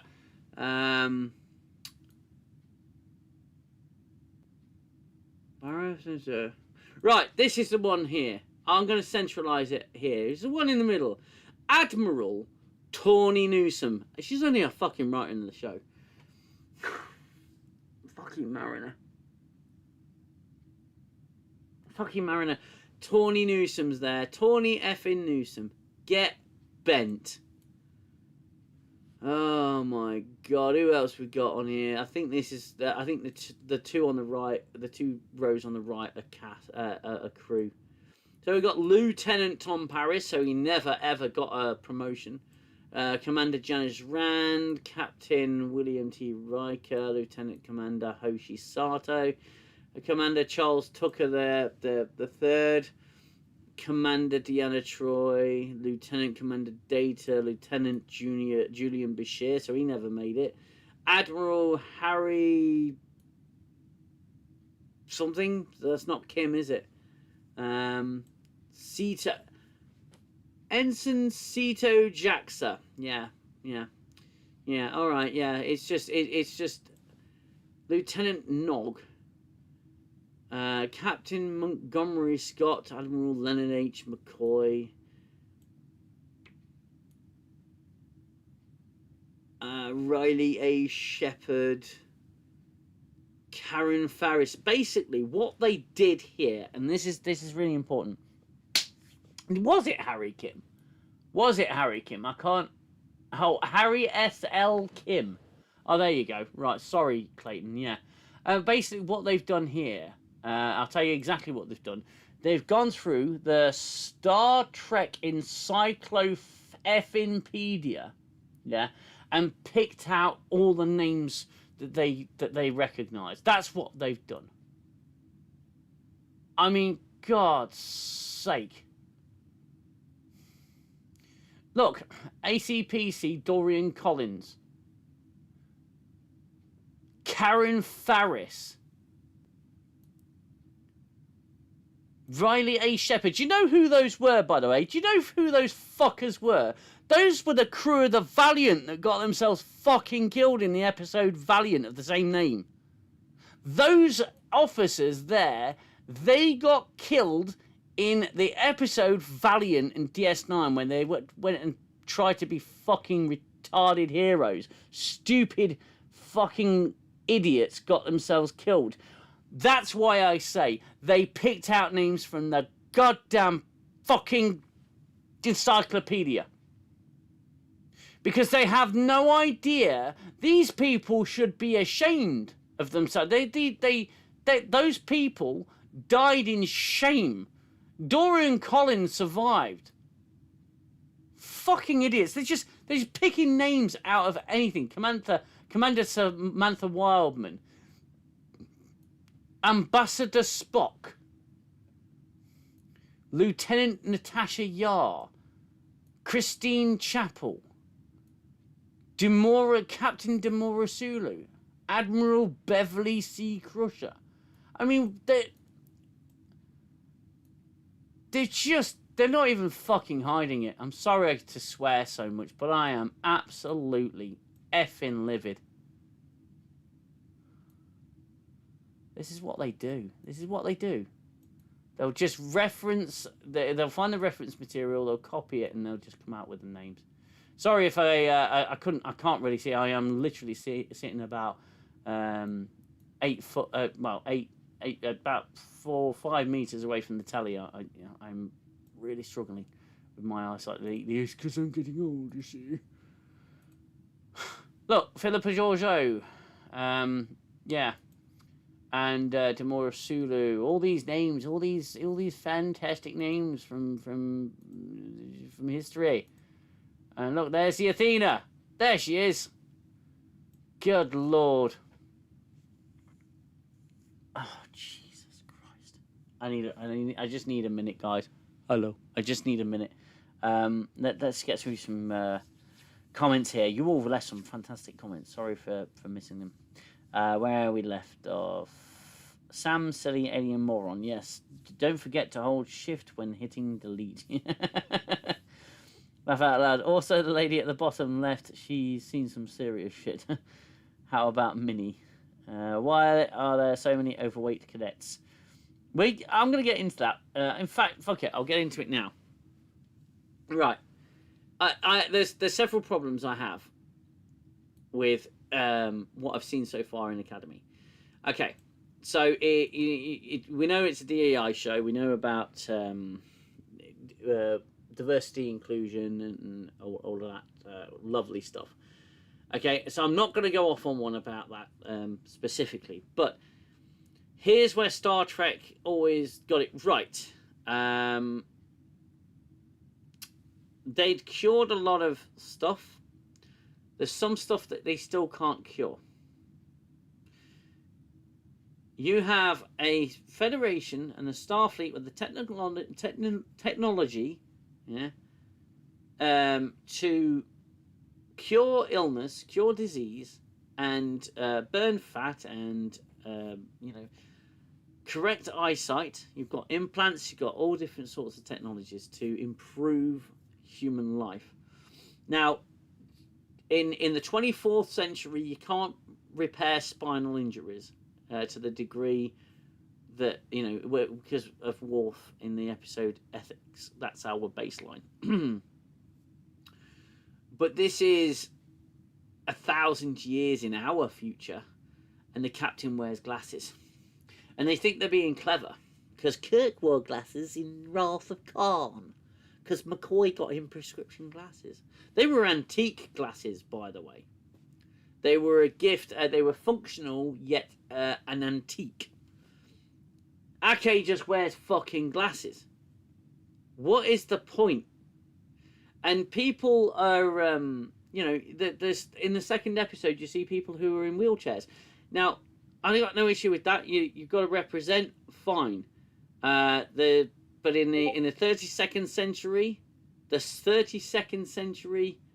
you don't have technology to at least make people mobile. We saw it in Section 31. Someone's got a mech suit, which I think was fucking stupid, but you don't have the ability to even Worf got offered some bands to go around his leg to help him walk. So really, the technology, you know, provided the technology is there, and I'm fairly certain the technology is there. Why do you have cadets in wheelchairs in this future?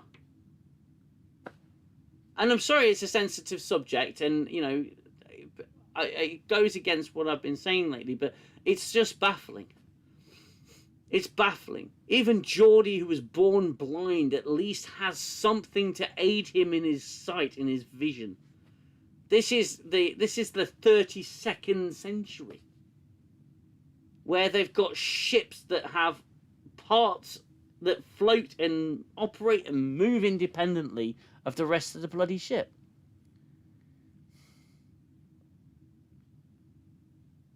Midshipman Peter Preston died in Star Trek 2. What the hell? Yeah, so that was, wasn't that Scotty's nephew or something? Or, was it? Yeah, wasn't he there? He stared at his post. No, that was a shitty voice. Detached nacelles make for terrible merchandising options. How do you make a toy model? Expert ornament of that. Yeah, exactly. You just have to paint the connecting bits, or the bits that aren't connecting black, I suppose, just to blacken them out. Just getting a message. Gooner's going to join in 5 minutes, so I'm going to have a buddy along with me in 5 minutes. More than welcome to. And if you guys want to come onto the stream, just have to go through a short vetting period on Discord, just to have a chat and check to make sure you're not as disturbed as say Holly Hunter, Holly Hunter's character. For the cause, Matt Ross for the $20 super chat. For the cause. Well, fantastic, my friend. You are such a generous man. Thank you very much for that. Super chats aren't necessary, but yeah, if you want to support the channel, great way to do it. Thank you very much. From the bottom of my heart, Matt. Thank you. I really appreciate that. Yeah, okay. So that's the ship, yeah? It's awful. And that's my subjective opinion. It's awful. That looks like hell in a handbasket of ship design. That is awful. I mean, you look at the Enterprise D, for example. Look at the Enterprise E, the Enterprise F. Now, that's quite dividing amongst the fan base. The Enterprise F, I think, is a gorgeous ship. This is shit. And yet they think it looks so impressive. You can tell they're really proud of it in the show. Oh, the ship looks amazing. It looks incredible. Have you seen the ship? It looks incredible, doesn't it? It doesn't look like a fucking comm badge with feathers or a toilet seat with feathers. God, that looks all ugly as hell. Yeah, they're all impressed by the ship design as well. Unreal. Back to Holly Hunter. She's still talking, by the way. After all this, she's still talking. The Femhadar looking, really intimidating.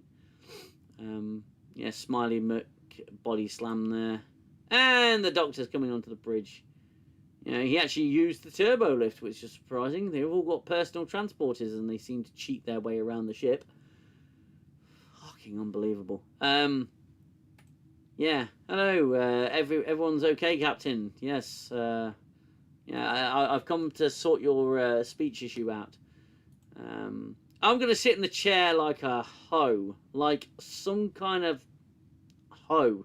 Like I'm on a photo shoot, yeah? That's how I'm going to sit on my captain's chair, commanding respect from the rest of the effing hell on a shit on a sticker.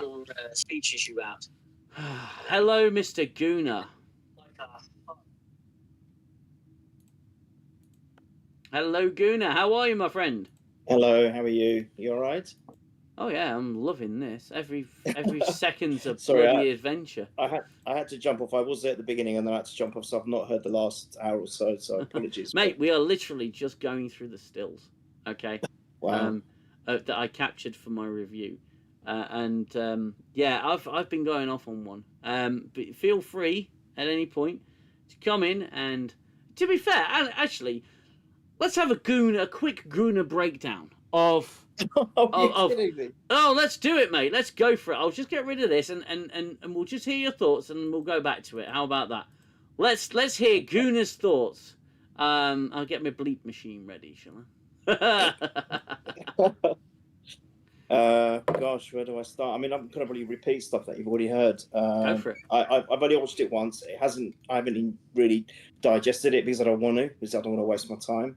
I wasn't gonna watch it, as you know, but then I thought, well, after seeing the amazing numbers you got on your videos, I thought, well, Oh, let's watch it. I thought, let's watch it. Let's try and maybe see and then contribute if I can a little bit.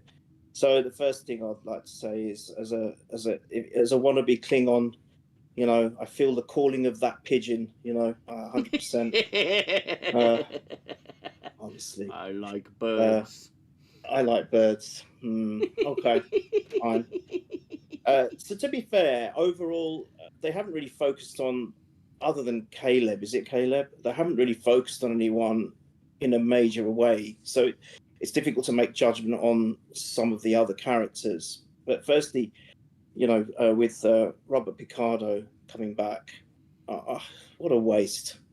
What a waste of a talented actor. What, you get him to be a circus clown? I think I put on one of you as a comment on one of your videos. He's nothing but a Ronald McDonald's his name. Yeah. He's the court jester. It's just so ridiculous to be wasting a character like that. And it's cringe for me, utterly cringe to be talking about goo and remedying a cadet that swallowed a com badge. Well, with all due respect, and I'm not like this as a person. I'm sorry, but it's more like she swallowed the whole cargo bay. But anyway, that's a different story. Yeah, I'm not like that I as mean, a person, I but mean, it's hard not to make that joke. to be honest, her even forget. I'm not going to judge anyone by their size or what they look like, but No. goodness me, her character, just the few seconds that we got of her, what is that all about? I mean, what is this? Oh, well, yes, because she when the ship's attacked, doesn't she go around going red alert, Yeah, red yeah, alert, red that's alert? right. It's like, where are you getting these people from? This Well, organization's supposed to be a meritocracy, the best of the fucking best, and you've got someone going red red alert. alert, red alert. I'm having a day. And then you got the other one. Where's your hand? Oh my god, yeah. Little Miss Handshake. Big two things on her head, looking like Princess Leia badly. Psychotic Mickey. Honestly, I mean, they've tried to be funny with it as well. I don't think it works. I didn't laugh once. No. I didn't laugh once. I was laughing because I just thought it was so stupid. Yeah. I will try and play devil's advocate just a tad. Mm-hmm. The first episode probably was a little bit better than anything that we saw in seasons 2, 3, 4, and 5 of Discovery. But that's not difficult, is it? No. Really, let's think about it. It's not difficult at all. No. The villain, I don't know much about the actor, to be fair, which might be sacrilegious to some. I really don't. I've been hearing that he's a really respected and a great actor. But as a villain in this, you are atrocious, mate. Sticking your tongue out, coming close to the view for the camera and doing all that stupidness with your tongue and just acting like a complete pleb. Is just almost like the epitome for the whole show, really. You epitomise the whole show. So you're probably the most unvillainous villain. If I was, if I was working on a starship and I come across that as a villain, I'll be laughing in his face, to be honest. Absolute joke. So where is the fear factor? Where is the we've had some very, very decent villains in the past in fiction, whether it be sci-fi or whatever you watch. And some of them carry it so well, so menacing that you actually are terrified in some aspects. This guy, you're just laughing at him, thinking, really? you're a villain. In some people, I've heard on some of these Facebook chats, oh, he's the most incredible villain we've ever seen in Star Trek. Right? What are you actually? Do you know what you're talking about? Do you know? I'm going to bring the Are you camera a bit paid? closer. Are you paid by Paramount? Are you paid by Paramount just to come out with all this nonsense and diarrhea? Because that's what it feels like. Then you got the captain who sits in the chair like she's, at home, like I do when I'm watching Netflix or something, relaxing, feet on the sofa. Well, number one, I can't even understand what you're saying half the time. And then number two, and you're a decent actress. Or supposed to be. Yeah, Holly Hunter's not a bad actress at all. What are you doing acting like this? Running around. Oh look, I'm gonna be in touch with nature. I'm going to be running around the starship with my bare feet. Well, you're not in nature, woman. You're not in the field. You're on a starship. You're a captain. You should be dressing a little bit more appropriately, in my opinion. Yeah. But I guess that's another thing, a way of showing how we can be also diverse and represent everyone. So fair enough. Because we haven't had that drummed down our throats at all, have we, for the last 20 years? Well, I was just making the point rather dangerously these days. I was just making the point that while I'm clicking away trying to get the screen, the slideshow back to where it was, because I closed it like an idiot. I should have just moved it to one side. Yeah, we're just getting to. There's the Combadge Eater. We saw her earlier, and I made my points there. Yeah, I made this point earlier. So it's a DEI show. We know that there's massive DEI elements to it, and they've. So you notice in the second episode they had wheelchair users. They had they've obviously got Captain Stereo. She's got glasses.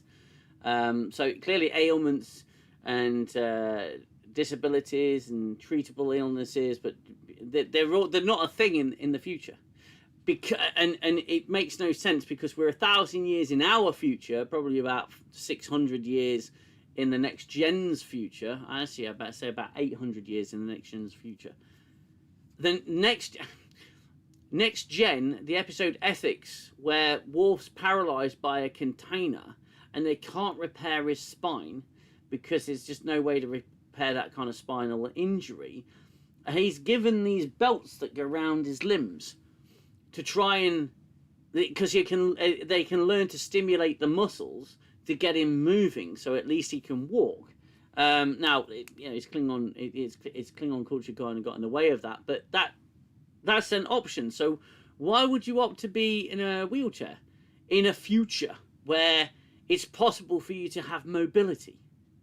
The only reason I can think of is that, the only reason I can think of is that they choose to be that way because everybody's awesome as they are.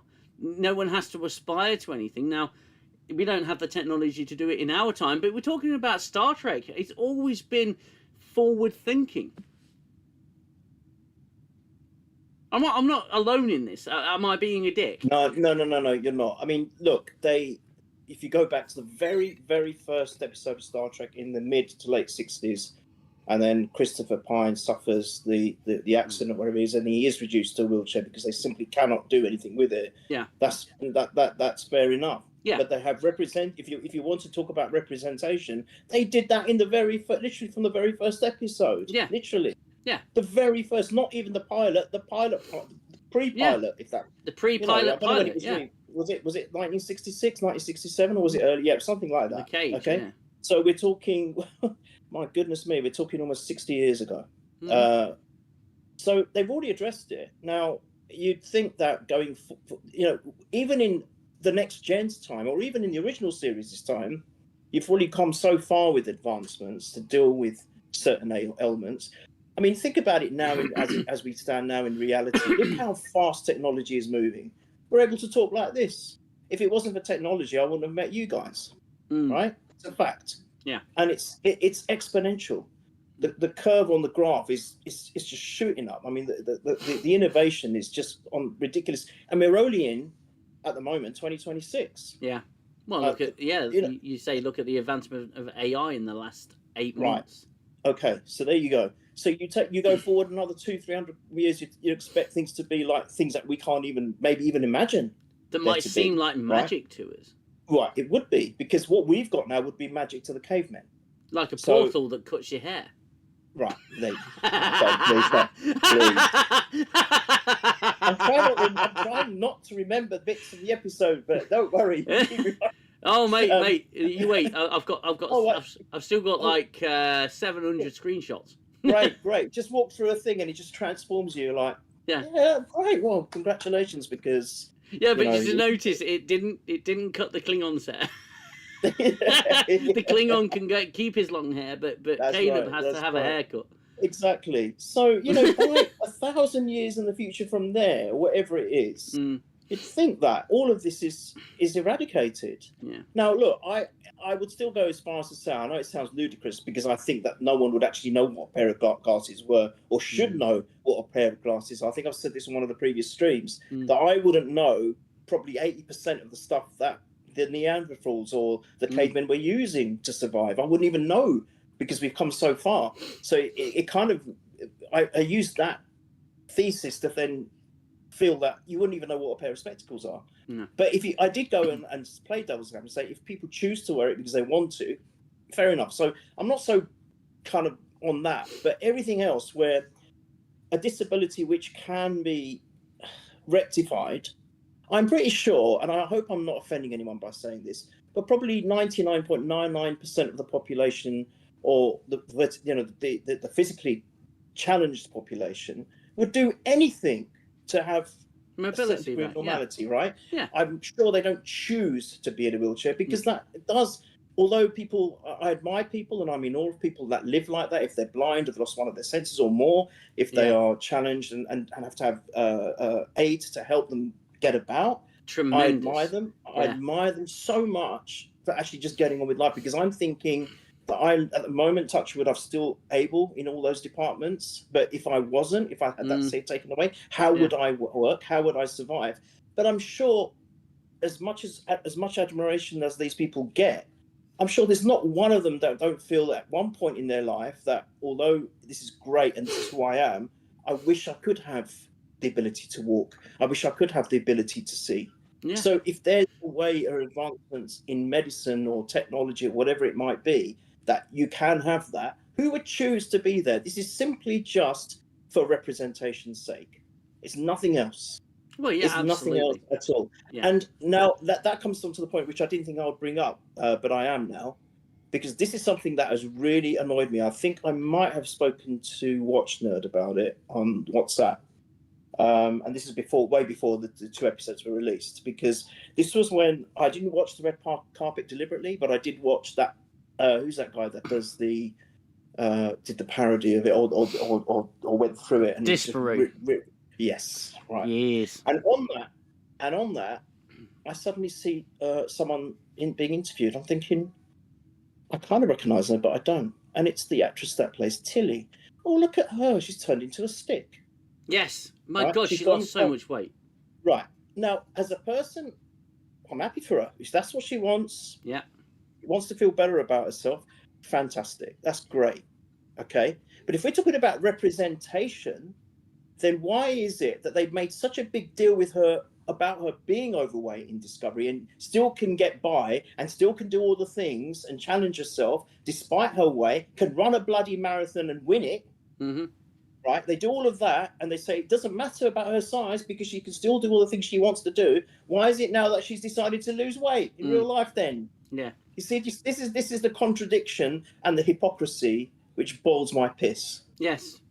Right? And then and then the other thing is, that boiled my piss was, as the credits were rolling, I saw that Tawny whatever bloody name, one of the co-producers. I'm thinking, oh Christ, we're never going to be able to get away with it from these people, are we? Her name is on the Starfleet wall of awesome officers as Admiral Tawny Newsom. Not joking. Sorry, Admiral. Sorry, Admiral Tawny Newsom.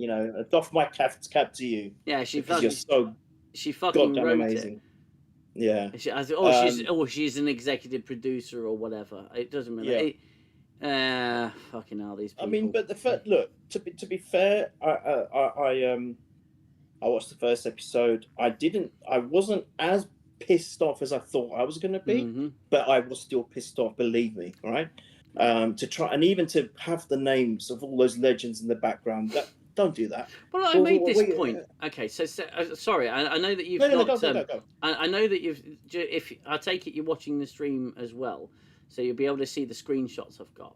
If I go back, yeah, and I made this point earlier, I'll just make it again to you and the rest of the guys very quickly, as we go back to the wall of awesome names, or the awesome wall of names. Let me just make that rather large again. So yeah, there's Tawny Newsome. You'll see that pop up on your screen very shortly. So Tawny Newsome's there, and then over here you've got some names of, so you've got ACPC Dorian Collins, ACDR Karen Farris, Lieutenant Nog, Riley A. Shepherd. Now those are 3 names from a DS9 episode called Valiant. 2 of those officers died, and they weren't officers, they were fucking cadets with the field commission. So 2 of them died, all those cadets died. Red Squad was killed, spoiler alert, in that episode. And so what I surmise, and what I'm saying that they did, is they basically went through the Star Trek encyclopedia and picked out a bunch of effing names. And just went, yeah, they're Starfleet officers, look. Boom. In you go. Boom. You're going there too. Awesome officers. I'm sorry, but I'm sure Karen Farris, was it Karen Farris? She wasn't an awesome officer. She was part of a fucking plan that got a crew killed. How is she an inspiration? What the and this is why they just don't know what they're talking about. No. They've got no idea. They literally just pick from a bag of goodies and slap it on the screen. Freaking names of officers that, to be fair, half of them, it's like I just don't get it. And oh my god, the ship is awful. Oh, come on, please don't. The ship looks awful. Been there, done that. Yeah, I'm sorry. Discovery looks amazing compared to that. Yep. I'm not even going to lie. It does. At least there's a semblance of a. Oh, I mean, you're right. It looks like a Bajoran com badge. It actually does. Yeah. I think that's what they've done. They saw the Bajoran com badge. Oh, that's a great idea. It's a cross between the Bajoran and the Borg insignia. You know, when they created Star Trek, they actually based those ships on science. Yeah. It's based on science. I know, people who are a little bit anti-sci-fi and the rest of it, which there's still plenty of people about, which is fine. It's fine. It's, some people laugh at it. They're probably laughing at all of this, thinking, "Oh, look at this stupidness and the way it looks and the way it flies." But actually, this Star Trek, or the creators of Star Trek, then they based it on facts. That that's why you had all those. I think my brother bought one. The blueprints. What were they called? Those books. Oh, by Michael Okuda, was it? Oh, the technical manual. Yeah, the technical manual. Yeah, I've got them. They're upstairs. I mean, they are in depth. I mean, we're not. They're actually drilling down the whole build of these ships and why you have a Jeffries tube here and what's this for and what's that for. They really go to the nth degree. These guys have just seen, maybe looked at a couple of they're probably scratching their heads. What should we come up with that's going to blow everyone's mind? It certainly did blow our minds because someone ate one of them. But it blew our mind. It just is. Look, we could use a com badge or a combination of a couple of com badges, and that is exactly what that is. It's absolutely gross. That is not a ship to me. This is why I said, and I know I was being tongue in cheek, but I remember when I was watching Blake 7 back in the 1970s. I mean, do you know what? Blake 7, we talk about Doctor Who and their cardboard sets and things falling around, and I mean, Blake 7 was the epitome of that. It's even worse. However, even if you look at the way they've tried to do things with the most smallest budget, that they had, Mhm. ridiculously low budgets that they created this. The writing was good, even the acting in some of the acting was bad, but generally, I mean, the chap who played Avon I thought was magnificent. People like this, and you look at the ship, and it's made of air fresh. Those round, I don't know what they were. They were Mm. either washing up liquid bowls or balls or air fresheners. The ship was made up of that, Yeah. but it still looked better than this. It still looked like it had more thought put to it than this pile of crap. I mean, none of the ship's connected to the rest of the ship. How does that even work? So if they've got to get to any of these lower sections, they've got to beam across at warp. I'm like, it doesn't make any goddamn sense. And if they want to, you know, if they want to get, say, to this bottom right-hand corner and they want to go all the way around, you can't see my cursor, guys, I'm sorry, but all the way around to the other side, they literally got to run the entire length of the ship. But they get around that with personal transporters. I mean, sorry. Look, I think they were trying to be clever when they first introduced the detached nacelles. Was it in one of the Discovery episodes? And I think they probably thought, this is going to be really clever. Again, it's going to blow everyone's minds. It just looks stupid. I mean, I wouldn't even feel safe on the transportation like that. I just wouldn't, because half of it's not even stuck together. I'm just gonna read through some comments, Gunnar. Just let me, okay, if you don't mind, my friend. Yeah. Of course. Twinton, how are you? Planet X87, hello to you.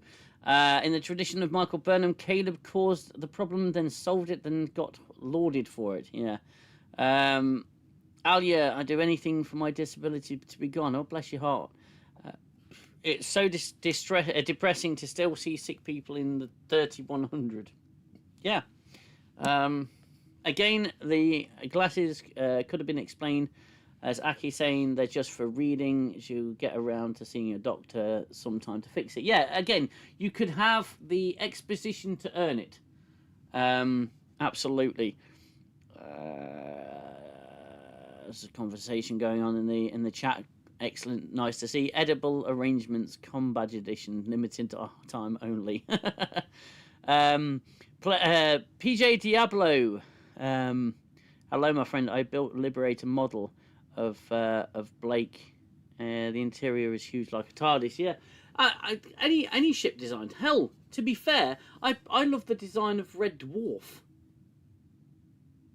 You know, and that's just a big freaking oval.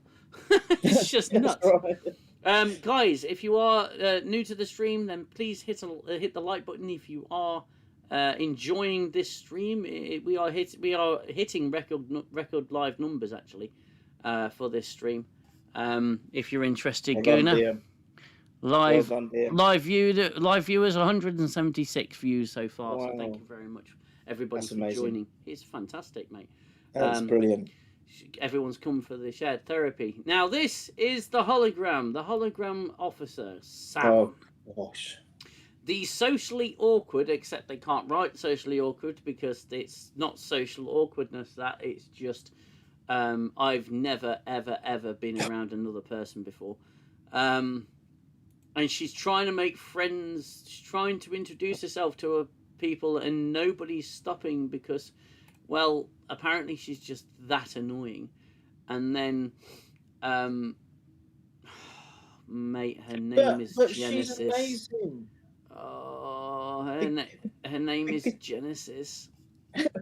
But she manages to turn all the lights on. Oh, we'll get there. We'll get there, my friend. It's a wow moment. Oh my god. Yeah. Fuck me. Yeah, this is Genesis, by the way. You know, Genesis. Her name is Genesis, and she wants to be a captain. So she befriends Sam because she feels sorry for her. Okay. Yeah, and here we go. You're about to see the yeah. There's the moment, guys. That's the moment there. That's the moment we're all waiting for. The handshake, or the missed handshake. I mean that's all kinds of special, isn't it? Really. She can't even complete a handshake. Look, there we go. There we go. I'm just gonna shake your hand, or try to. Yeah, stupid. It's really dumb, really stupid, and still dumb, and yet more dumb. And yeah, we got what do they call each other? Asshole 1 and Asshole 2. So this guy has got the Klingons' binoculars, because the Klingon likes to watch birds. He likes to bird watch, so he's got Klingon binoculars for bird watching. I mean,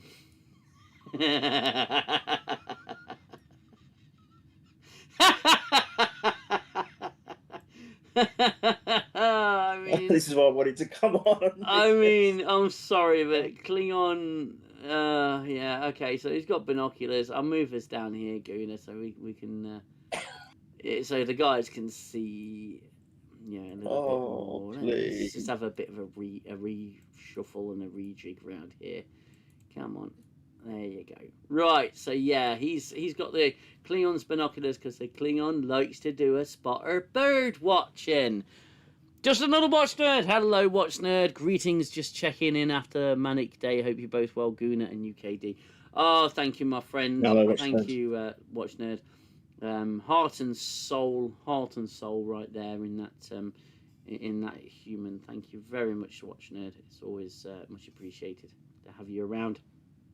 I hope your day wasn't absolutely crazy, but obviously it wasn't very calm either. So yeah, the Klingon likes to birdwatch. This guy's a complete arsehole, and is bullying the Klingon. He's bullying the beta Klingon, the Klingon who won't fight but will get all up in his business. Yeah. I don't know. I don't know. I don't really know what to make of that guy. He's so robotic. He's just like a robot Klingon. Yeah, it's just a bit of team rivalry going on here that nobody gives a shit about. Exactly. You're an asshole. No, you're an asshole. No, you're an asshole. No, you're an asshole. And then the Klingon gets involved. I want my binoculars back, bitch. That's what I'm going. And then the Doctor comes in. The Doctor comes in, doesn't he? And he goes, "Why am I detecting elevated stress hormones on this deck?" It's like, why are you detecting anyone's hormones at this point? How would you get accurate readings on a ship full of fucking teenagers? It's just like an indeterminate position on all these hormones, Captain. I don't know where they're coming from. The whole ship's saturated in it. It's just beggars belief. It's hard to put into words what you feel. Yeah. Honestly, I mean, where's their mindset at to actually come up with this drivel? Are they just doing line by line and saying, right, how can the next bit work? Oh, we'll do that. I don't think there's any thought process in it. I really don't. I honestly don't believe there is. How can there be? To come up with some woman that's going red alert, as if oh my God, going to find that funny. They're going to find that funny.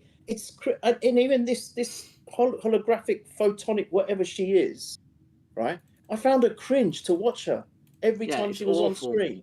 Yeah, it's so cringe to watch her. It's actually cringe. It's actually uncomfortably cringe. Yeah. I don't know how I can put it to words that they can create a character like this.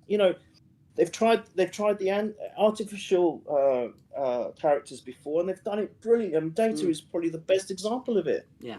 Look at this. He was so layered, so deep. He was an android with no feeling, and he was probably one of the most layered characters in Star Trek history because they did it right. Yeah.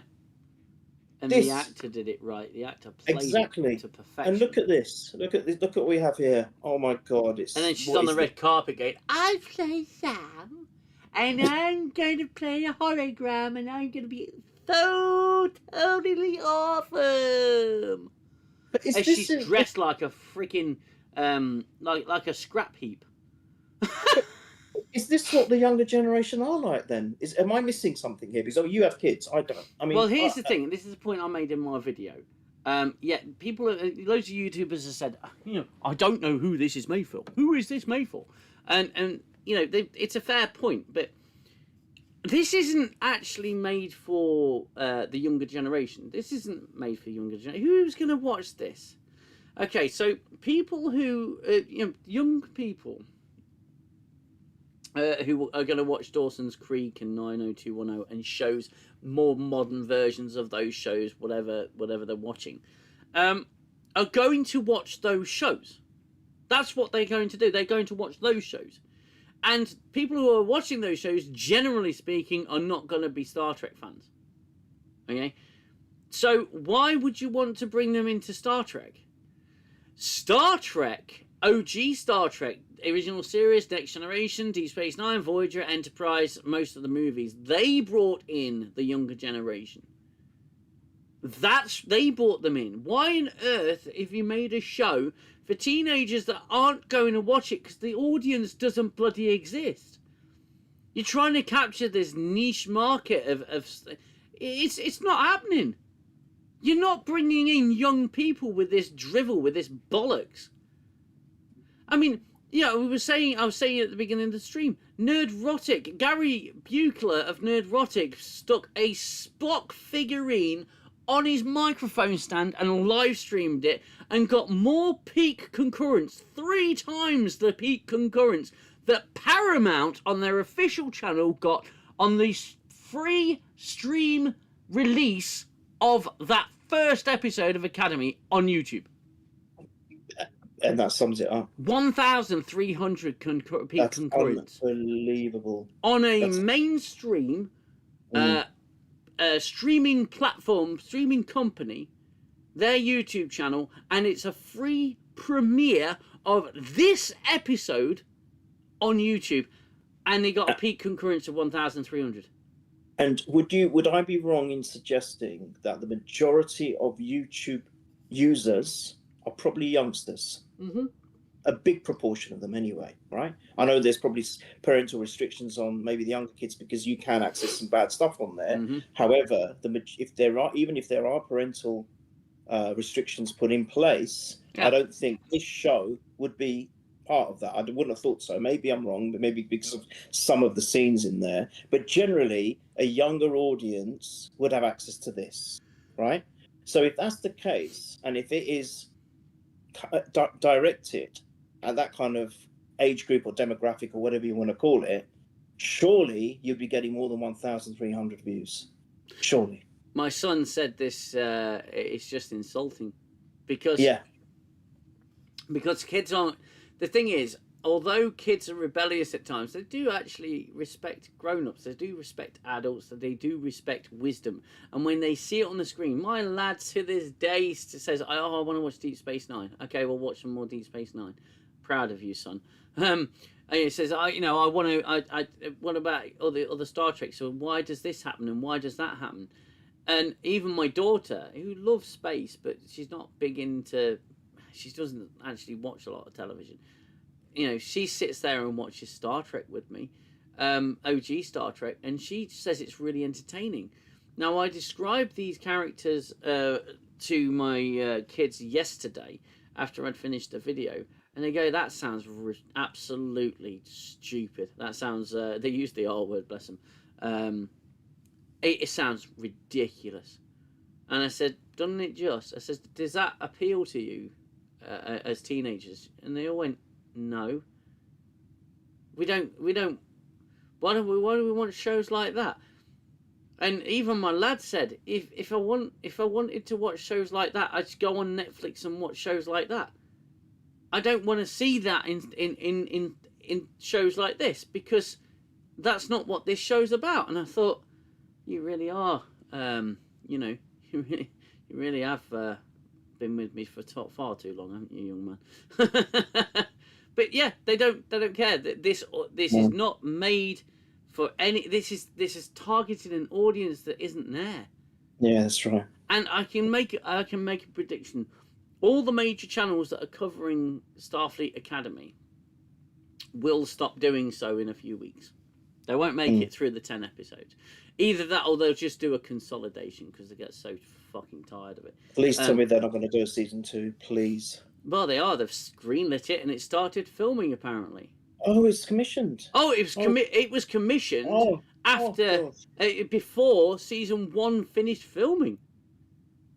They commissioned a second season. Yeah, just they got utter faith in it. I personally think there's this contractual obligation on the part of Paramount. They have to do it because they've got an agreement to do it. But I can guarantee the big channels, I don't think they're going to stick around. They didn't stick around for Strange New Worlds. They all covered Strange New Worlds when it first came out, and they didn't stick around for it. I don't think they'll stick around for this, and I think the interest in this is going to dwindle so hard because it's been played up, but now the mystery is gone and it's been proven exactly what this show is. I think everybody's going to lose interest in it. This is partly the reason why I've said we're not going to spend multiple streams breaking down all these episodes because there's just no point. No, I agree. We're just going to lose. We're just going to lose out. And I want to talk about decent sci-fi with people. I want to get people on here talking about decent sci-fi and the things that they love, not things that we dislike because it's so fucking stupid and so pointless. And there's nothing interesting about it. Yeah, I mean this is all teen interaction. Now that's all this show was ever going to be, and I get that and I understand, but we don't. If you don't care about the characters, why would you watch a TV show? You literally this show is actually more of an Easter egg hunt. You got the Doctor trying to promote the opera, and nobody's interested except Sam, the annoying hologram, which oddly the Doctor does not take kindly to. Yeah. He really doesn't like her. She's just awkward, and he's all awkward around her. It's like, but you were so sweet and so kind and so nice to Naomi Wildman. Mm-hmm. You were quite fatherly to her. You were an educator, and you just you just dismiss her. They have their own planet now, don't they? These photo, whatever they're called. What is she called herself? They got their own planet. Oh yeah, the photonics. They don't. She doesn't like the term hologram. She likes to be referred to as photonic. It's like, okay, yeah. You're a hologram. You're a photonic hologram, though. Oh yeah, we get early view of, I forget the species name. They went extinct in the original series. The half black, half white faced species. Right. They went extinct. Yeah. And for some reason they're back now. They were back, I believe, in Section 31, but nobody wants to remember that absolute bag of bollocks. So yeah, this is full of Easter eggs. So we've got hold on. He tries to duck through a tree to avoid her. I'd probably do the same thing. We've got their name Sato there. Orion something. It might be a communications seminar or course or something. I can't say. People are standing in front of it. Now we have an exocomp. We see the exocomps flying around. Yay, another Easter egg. Something to keep Star Trek fans coming back, because do you remember the exocomps? Do you remember from the episode The Quality of Life? Yeah, I remember exocomps. They were really nice. They were really good. And that's all. That's again, yeah. It's just there were several references. Someone gets a call in the second episode, don't they? When it says your Talaxian furfly has escaped. It's like, you have, okay, all right. So how do you have a Talaxian furfly? Because the burn would have prevented you from going to the Delta Quadrant to get one, right? Yeah, you're not thinking, are you? You're just throwing reference and shit in there. Anyway, Caleb gets he sends a message to his mom on the encrypted, coded channel that they use to communicate with one another. Although he's not seen his mom in 15 years. It's almost like a message box or an answering machine. and he's caught by Genesis, who oh fucking hell, Jesus Christ! I thought that was a bad sign on the left there, and you'll see it pop up on your screen in a minute. I honestly thought that was a naughty emblem, a naughty symbol. Oh yeah. Yeah. Moving on. Oh my God! Yes. Yeah, it's fucking hell. It does, doesn't it? Yeah, it's just like just off the bat there. That's just Wow. fucking hell. Yeah, she says, "Oh, I won't tell anyone if you, I don't know, feed me, chew my food for me, and spit it in my mouth like a bird." What is that dialogue? Yeah. It's like, oh, okay. So we get into the bird that she's talking about is probably the origami chicken that's coming up. And look at Ollie Hunter. Yeah. Az made me laugh because he called her Helen Hunt for about 20 minutes in this video, and I'm like, oh, I'm not the only one who makes mistakes then. But it's Holly Hunter. There she is, sitting or laying. Yeah, laying in her chair. Yeah. Like a Sunday sitter.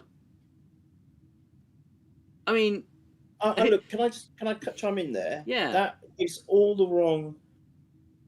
How can you say?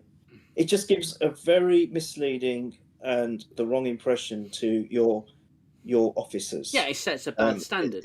This is the bridge, is it not? Yeah.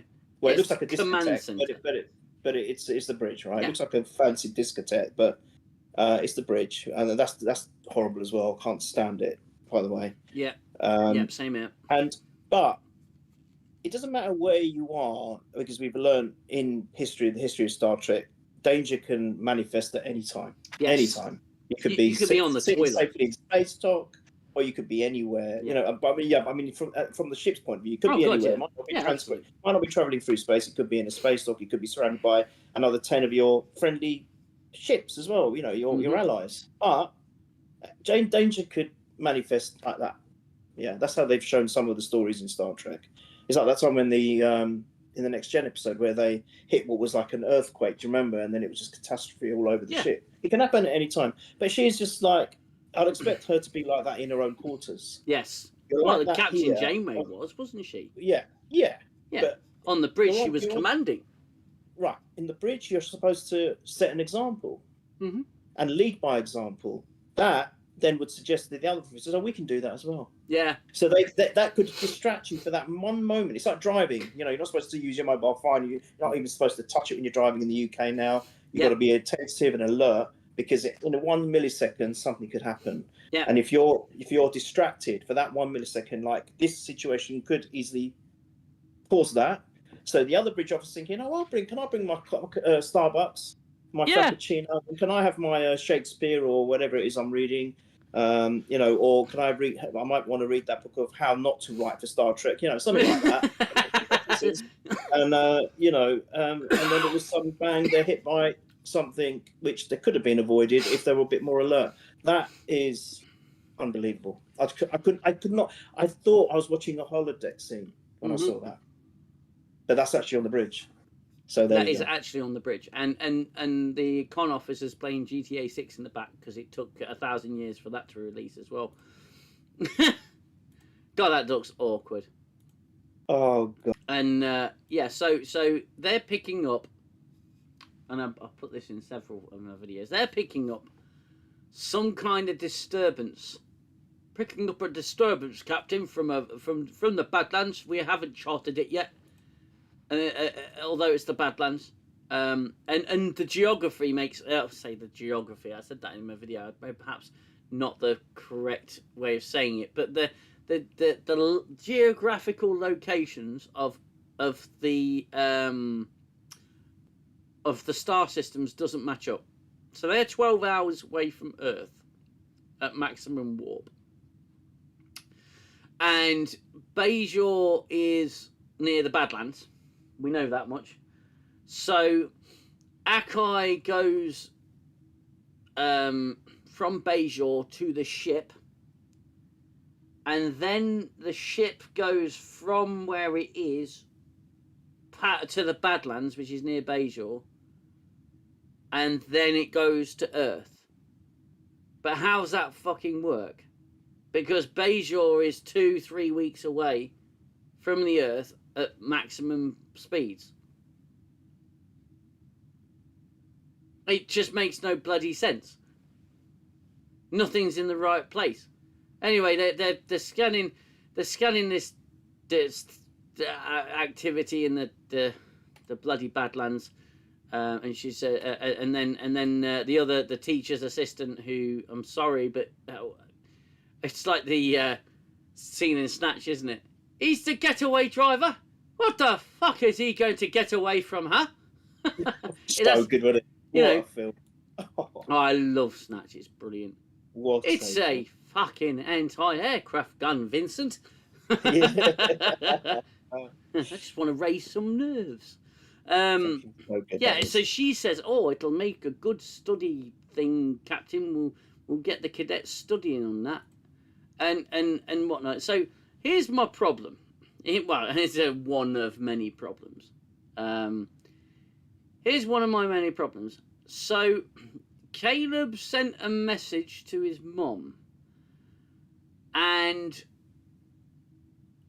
Paul Giamatti picked up that message and managed to get a lock, trace them, and figure out where they are. They then go and decide to explore something that's a little off, and put all their students at risk, breaking all manner of protocol, not even a fucking maiden voyage, and Paul Giamatti's waiting for them there. Like, he thinks that's going to draw them in. Like, he thinks that would draw them in at the big, from the very beginning. Why would that? They just randomly go and explore something, and he just happens to be fucking waiting there based on a signal that was sent by Caleb that he intercepted. What kind of fucking stupid asshole writing crap is this? There's no explanation. Anyway, I'm digressing.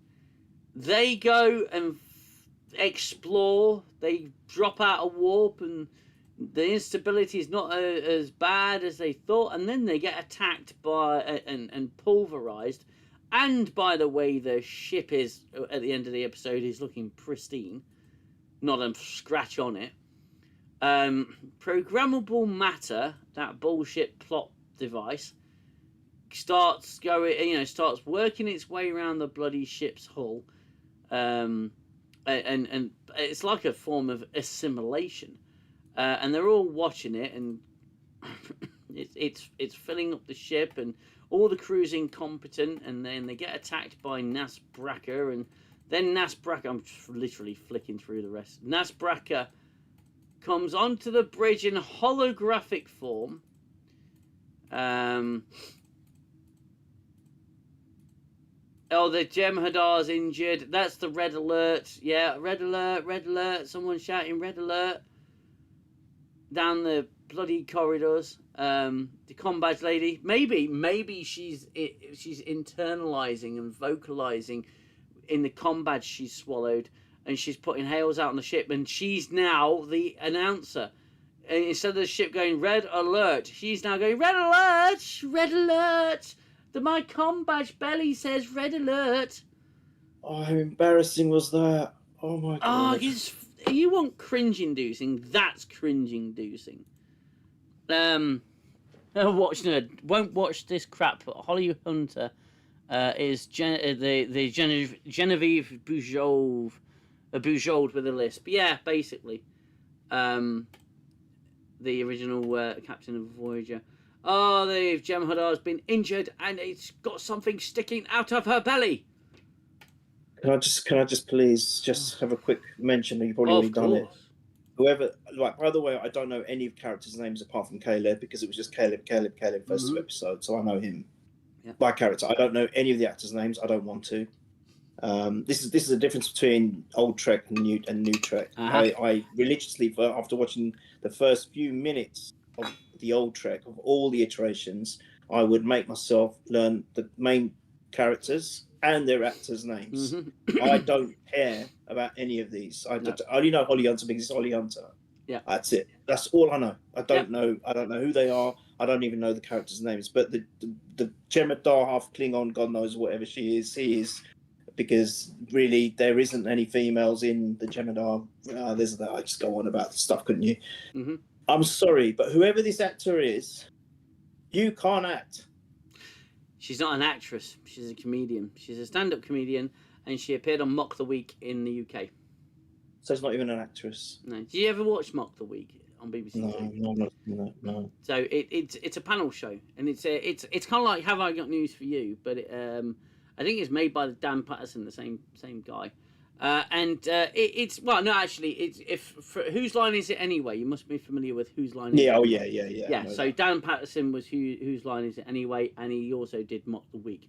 Okay. Gina Yashir she's a stand-up comic from, I believe, South London.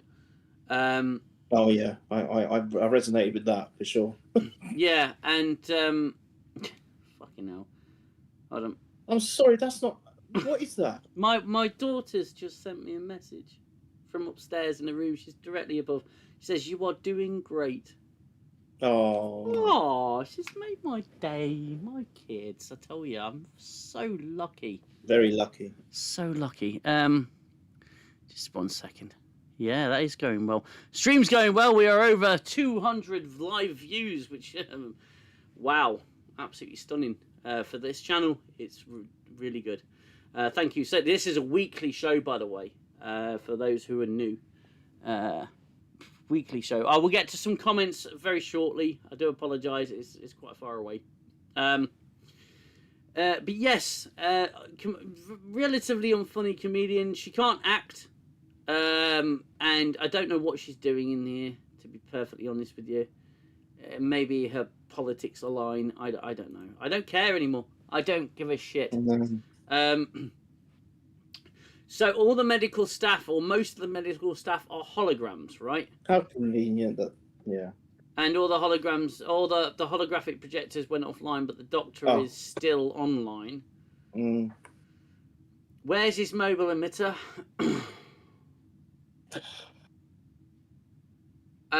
Because his mobile emitter would actually be ancient technology, even to the guys that are, fuck knows. I don't know. They don't care, so why should I? 27 likes, everybody. Let's see if we can get up to 30 likes in the stream and break a 10 forward record. That would be amazing. You guys would absolutely rock. So thank you very much. So we'll get to 30 likes. Let's get to 30 likes and then see where we go. So yeah, Jem'Hadar, she's injured. She's got shrapnel in her belly, and instead of allowing people to carry her, she decides to risk further internal injuries by fucking walking herself. She's going to walk herself because she's a Jem'Hadar in it. Fucking hell. I am a Jem'Hadar Klingon, and I am going to make sure that I get over there. I just carry me. Fucking hell. That look right there, Caleb's look, is my look when I think of this show. What the fuck? She's so fucking, Jesus Christ. I do such a better job if I was in this show. Oh, we need emergency lights. None of the bulbs are working. All the lights are off. And the computer won't turn the lights on because they're all broken. Okay, let's get Miss Shiny effing bastard hologram to put her hand on the wall and somehow illuminate the entire effing corridor. What the fuck? She's a fucking battery? I mean, what the hell? Why would the walls light up like that? Why would the walls light? What mechanism has to happen for that? My daughter's actually watching. Bless her. She's nearly, what is she? Nearly 12, nearly 13. Oh, bless her. She's She says, "Yay, you got 30 likes. Did we get 30 likes? Oh, bless. Thank you so much, guys." But yeah, well, why is she? Why? How is she lighting up the shitting walls? What the hell? So yeah, she lights up the entire corridor, and look at her. She's got the freaking most smuggest grin on her face. Oh, but the build-up and the music, they have to put the dramatic music in. It's almost like they make it a cinematic moment. It's like magic. What? Because she's turned a light on, mate. She's turned a light on, mate. She flicked a switch and turned the lights on. God's sake. Get over it. Oh mate! Look at that face. I mean, just look at it. look at it. Oh, and now entering smug mode, Captain. Now I've proved my worth already. I'm awkward, but I've proved my worth. We've gone from blue alert to red alert. We had to change the bulb.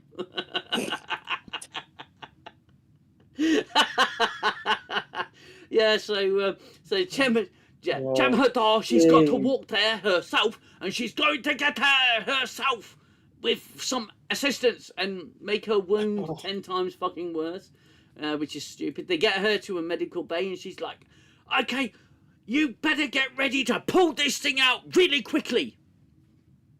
And then later on, she goes, "No, slowly, slowly, slowly." But hey ho.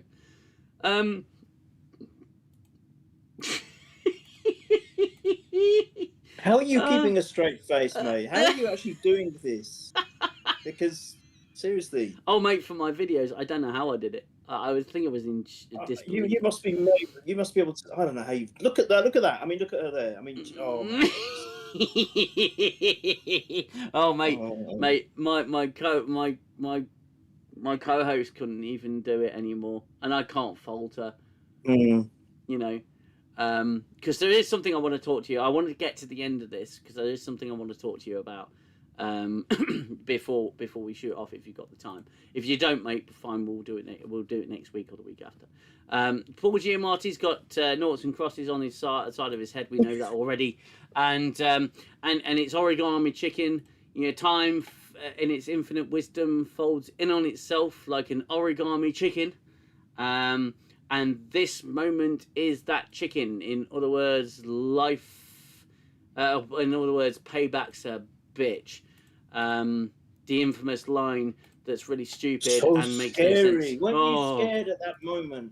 Weren't you going, oh my God, the tension? I was intimidated. I don't know about you. Oh, what's going to happen next? Oh, he's loopy. He is. Again, nothing but respect for Paul Giamatti. You know, fabulous actor. You know, Star Trek fan, fantastic. More power to you, buddy. You keep going. You want to do roles like this, but don't expect me to like your fucking character. Not happening. Not happening. And you're in a shitty show, sir. You really are. It's awful. But you know, at least he's having fun while doing the role. Yeah. So he wants to steal the Athena's warp core because reasons. And he wants payback, revenge on her. So she basically says, if you want to take our warp core, you're gonna have to very gently remove it, because you can otherwise you'll damage it or whatever. I don't really care anymore. Fuck it. They're gonna have to operate on the Femme Hadar because she's been impaled and she's leaking out white fluid from her wound. I'm saying so close. He's leaking white fluid. You're making me laugh, mate. Fucking Ketracel White. That's what we're going to tell the authorities. So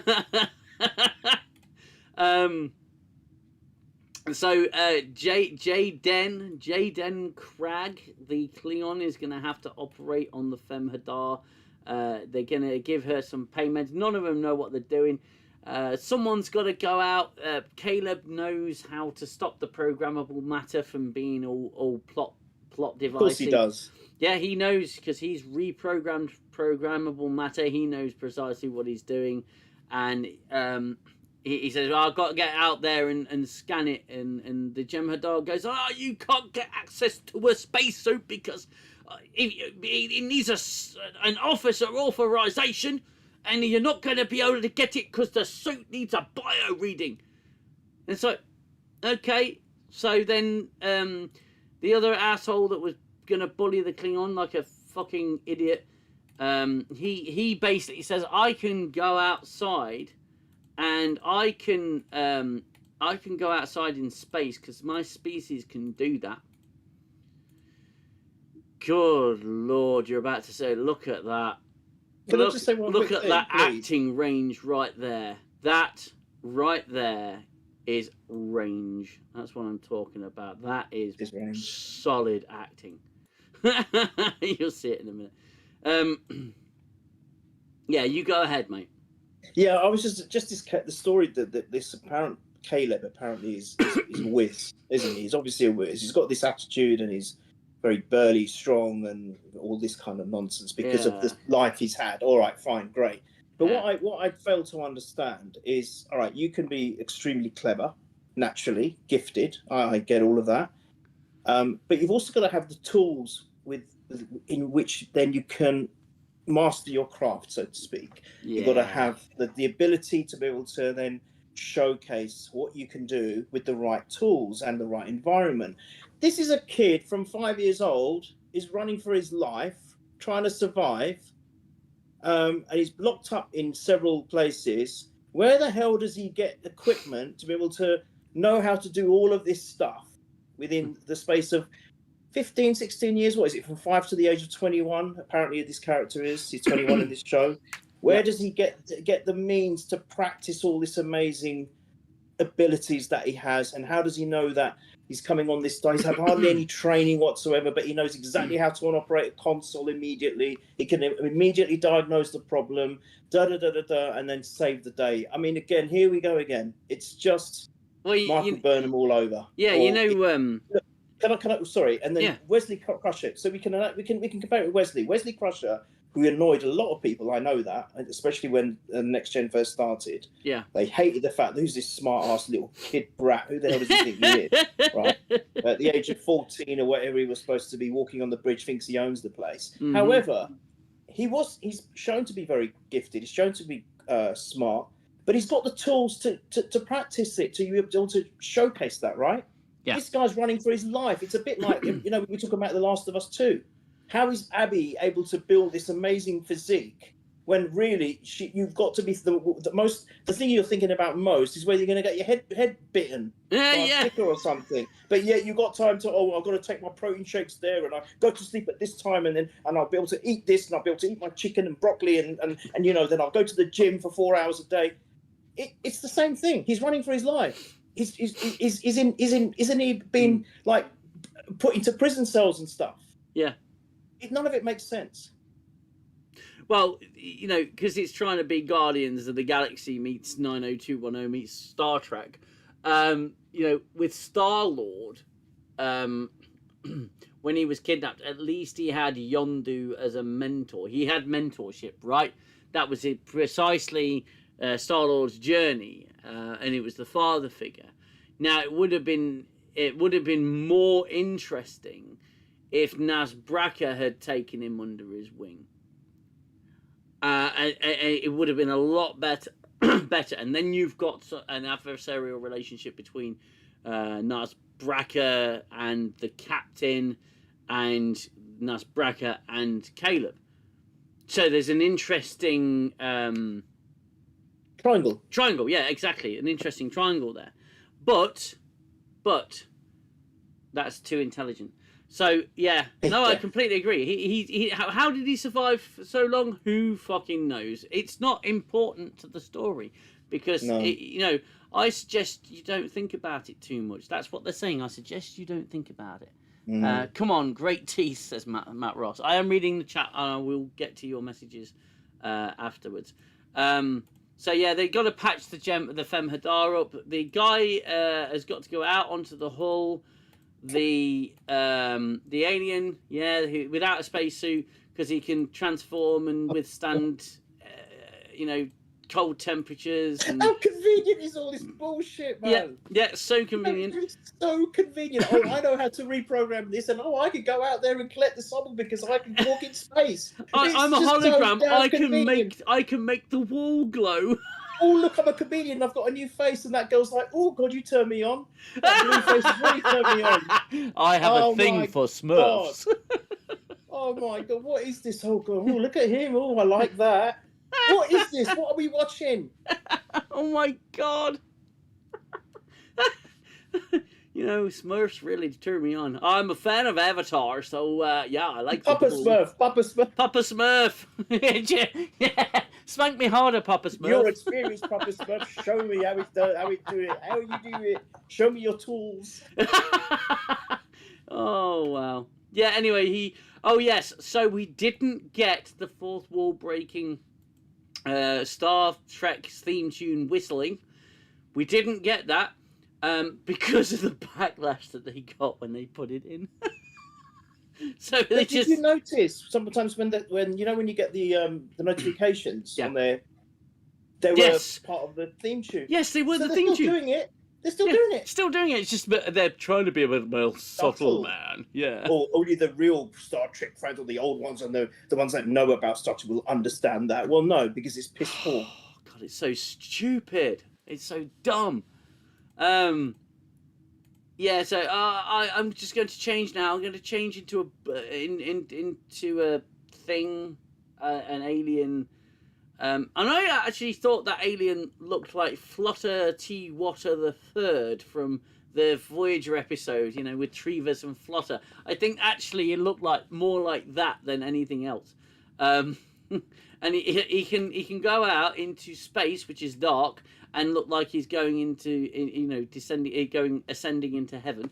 Look, that face, the face that thinks it's pulled. Look, I've pulled. I've impressed her. I'm in there.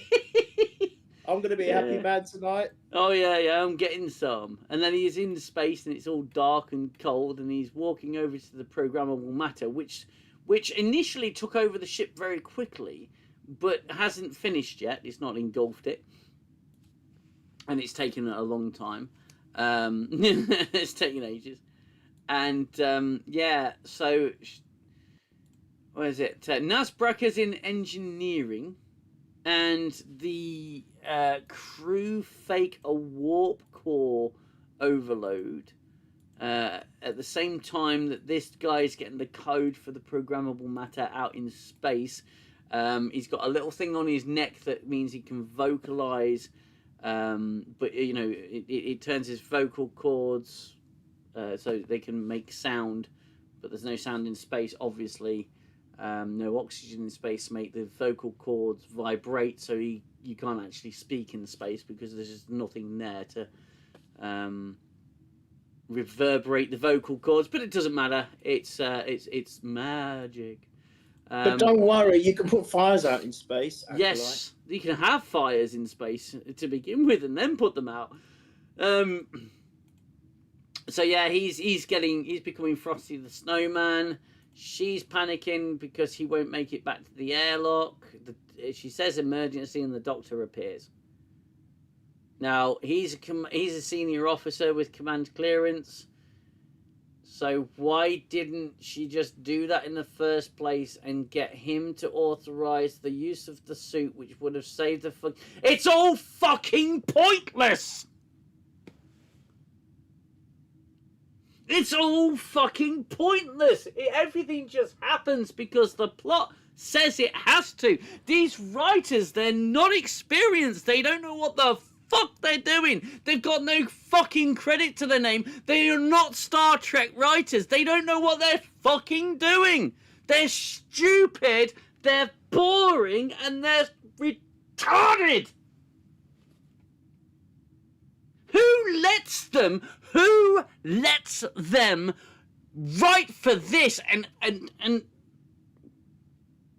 how does it even get through proofing?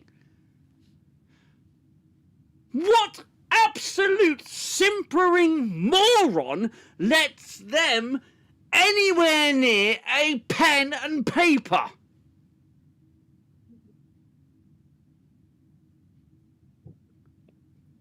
Nothing makes any fucking... Things just happen because they need to happen to tell the story. There's no logic behind anything. My daughter's messaging. You're being very noisy. Yeah, I'm all right, darling. I'm just, I get a bit shouty on these streams. Bless her. She's asking, are you all right? Yeah, I'm okay, darling. I get a little angry. It's ridiculous. They could have made a really good. Just to digress again, sorry, and go back, and I apologise, but I just want to make a quick point. They could have really showcased some good acting. I mean, as I said, I don't know this Paul. I don't know his background much, but you all say that he's a great actor. So that's good. It's good to hear. Yeah. So you've got a good actor in Holly Hunter and a good actor in him. Giamatti is his name? Paul Giamatti, yeah. Right.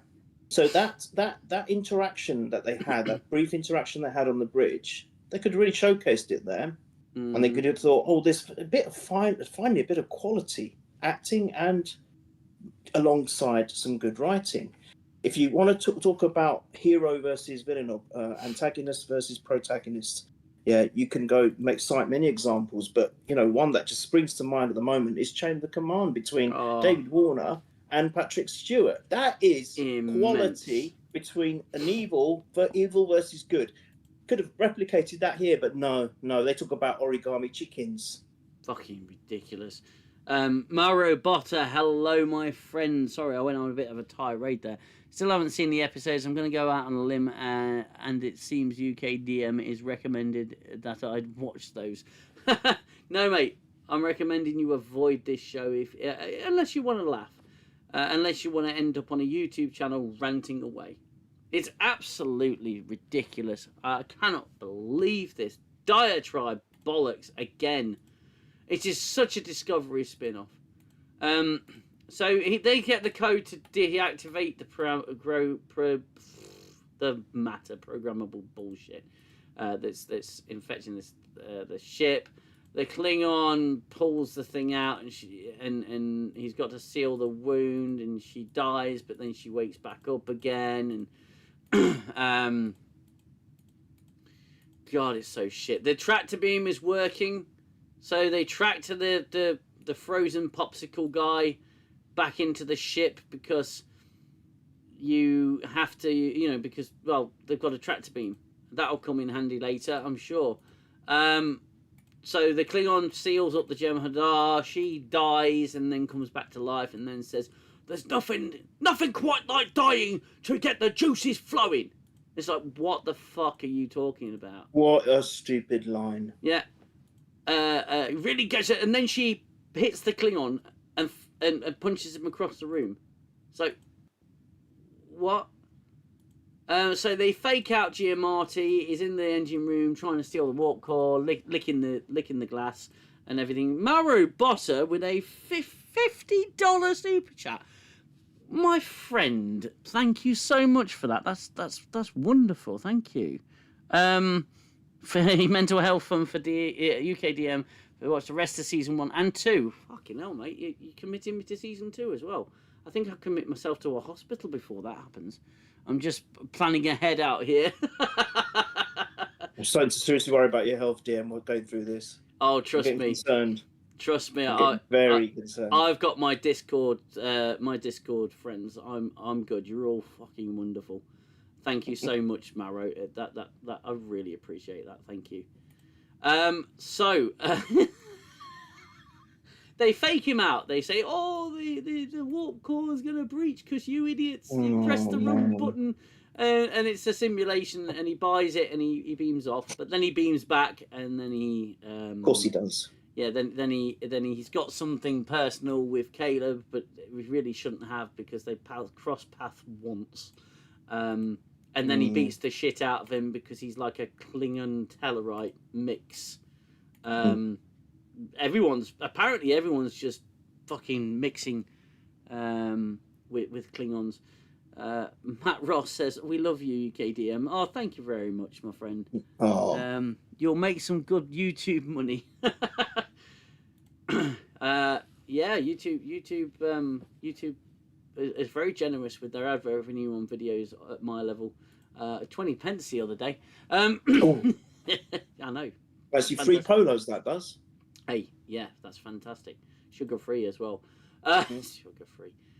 So yeah, he kicks Caleb around and then ends up Caleb smacks his head against the console, so the programmable matter releases from the ship. At one point they say all the phaser turrets are stuck, Captain. It's like, turrets? You have phaser turrets? Why do you have phaser turrets? The Enterprise D had a phaser ring that could fire in any fucking direction. What the effing fuck, man? And then Holly Hunter's like, let's fire everything at this ship that we've gone, fire all the fucking things at the ship. And the fucking ship blows up, and Nusbracker's like, no, my ship has blown up, I've got nowhere to go. And he goes into the escape pod and he escapes the ship. If only the tractor beams were working, so they could stop him from floating out into space. If only the tractor beams were working, like they were when they pulled the Officer Popsicle in from the depths and cold of space. What the hell? The Jem'Hadar's got some rather questionable stains on her shirt.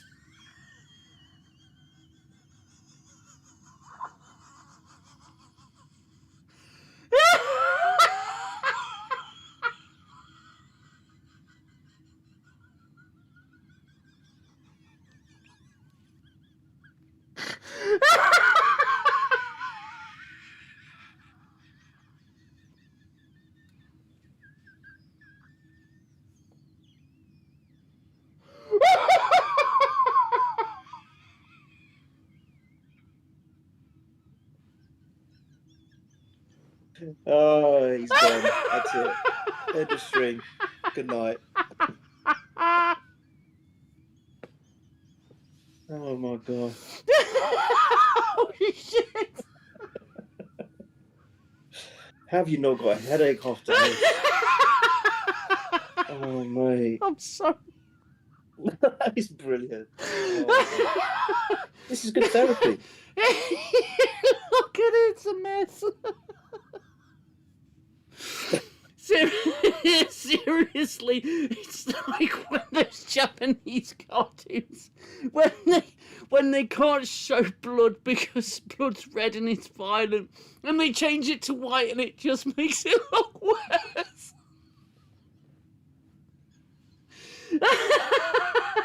That's what was it? What did she say when she woke up? Nothing like dying to get, what was it? The juice is flowing. There you go. Oh, she certainly had that, didn't she? You prick! What did you say that for?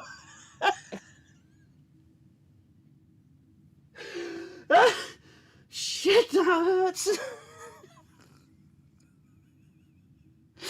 Oh, mate. Oh shit! Bring back the creepy teddy bear.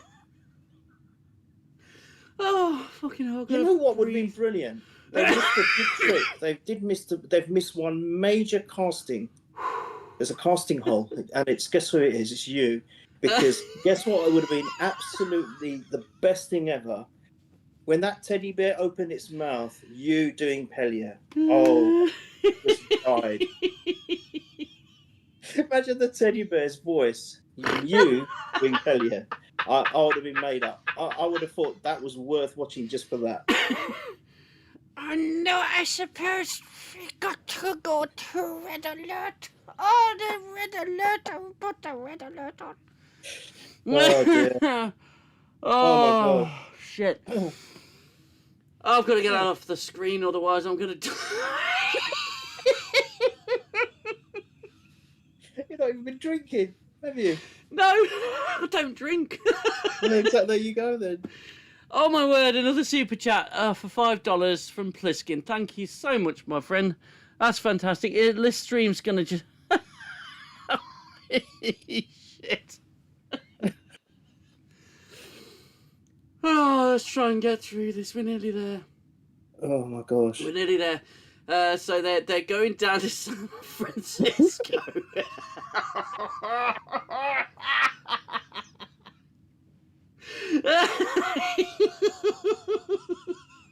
Oh, this is the bit where it nearly broke me when I was watching it. Because they're flying down to San Francisco and their song of choice is San Francisco, we're bound to meet some interesting species there. It is just fucking stupid. And it plays for about an eternity. And the ship lands and it it lands in the shape of a toilet seat.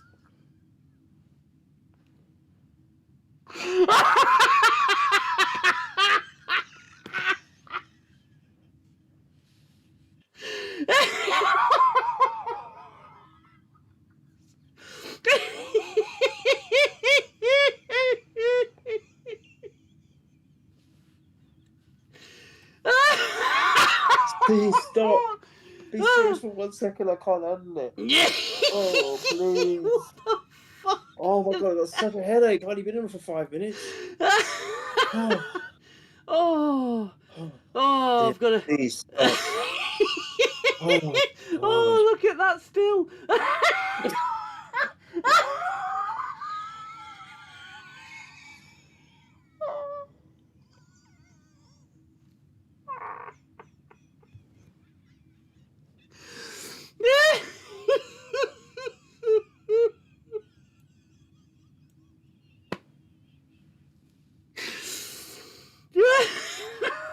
I'm sorry, I'm fucking dying here. Oh, okay. Oh, you gotta stop. Promise me you'll stop. Okay. Okay. Promise to one of my subs. A promise to one of my subs. There we go. She is actually quite hot. And hot Orion redhead. There you go.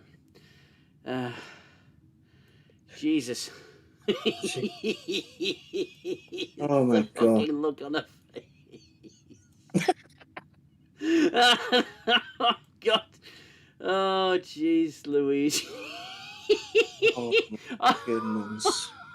I'm gonna find that screenshot and definitely make that a thumbnail for one of my videos. You will.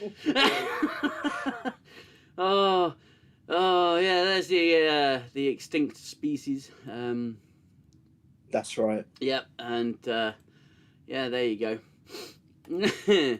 And there's the toilet seat with the flusher.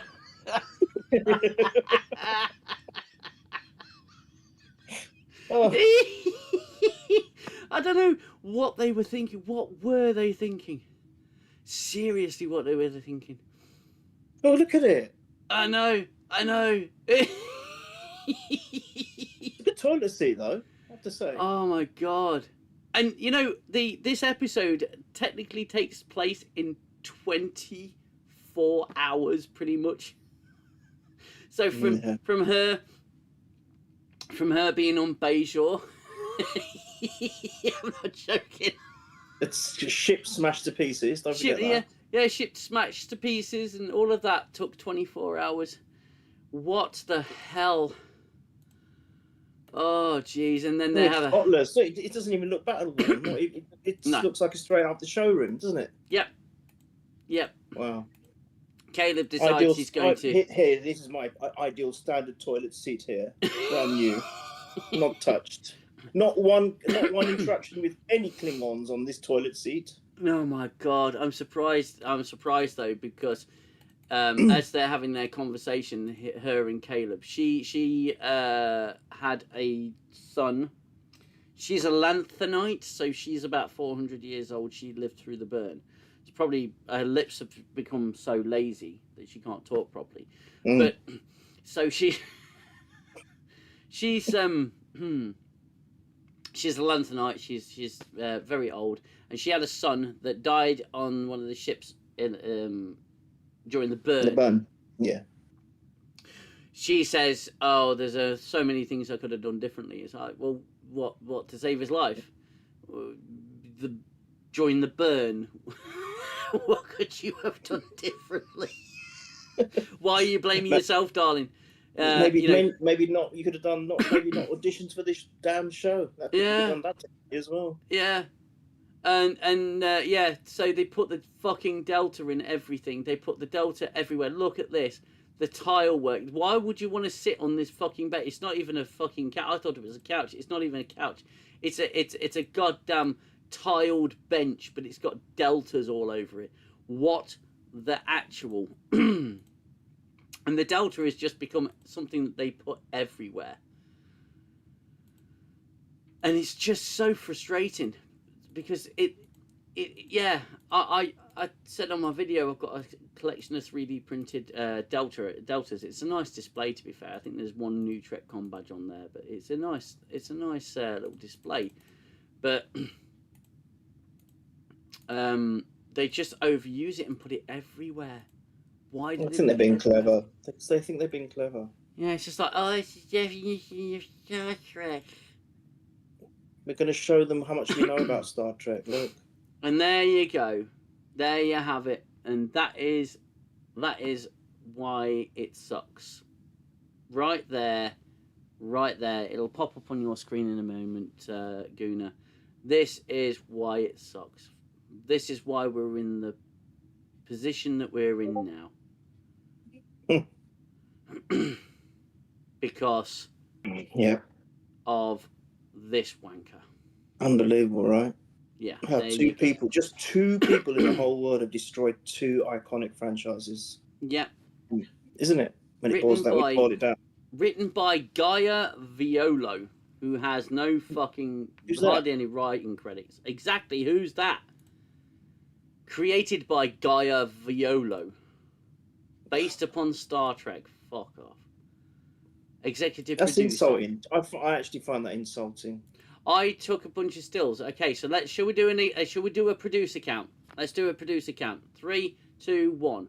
1, 2, 3, 4, 5, 6, 7, 8, 9, 10, 11, 12, 13, 14, 15, 16, 17, 18, 19, 20, 21. Oh no, that's a production designer. 20 producers.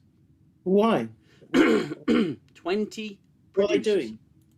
What are they doing? What indeed? What are they doing? I tell you what, they're literally honorary titles. That's all it is. That's all it is. You can't function with that many producers. No one can. No, you can't do it. No, it's too many cooks in the kitchen, isn't it? Exactly.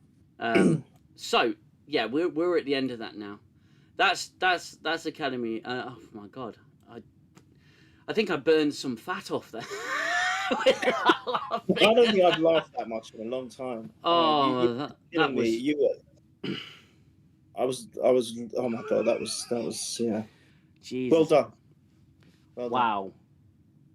Well done for the 2 videos. Well done for watching it, and well done for this. Oh, thank you. I mean that, by the way. No, I really appreciate that. I really do, and I appreciate everyone stopping by. We're heading up to 300 live views, by the way. Unprecedented for this channel. Unprecedented. I want to get through some comments. I do want to get through your guys' comments, and I will do. And again, Marabotta, Zell, Pliskin, and RRTNZ, everyone. Thank you so much for those super chats. That's really warmed my soul. That has. Thank you. But I just wanted to very quickly cover something with you, specifically. Just before you do that, there was one comment. Sorry, apologies. No, go ahead. I haven't been looking, but there was one. I can't remember who wrote it, but it's a good point. That they used Papa Smurf to go outside, but they've got a blooming hologram. This amazing, the one that can turn a light on. Why couldn't she go out? It's a good point in the chat. Someone's written that. It's a really good point. She can turn a light on, so why can't she go outside?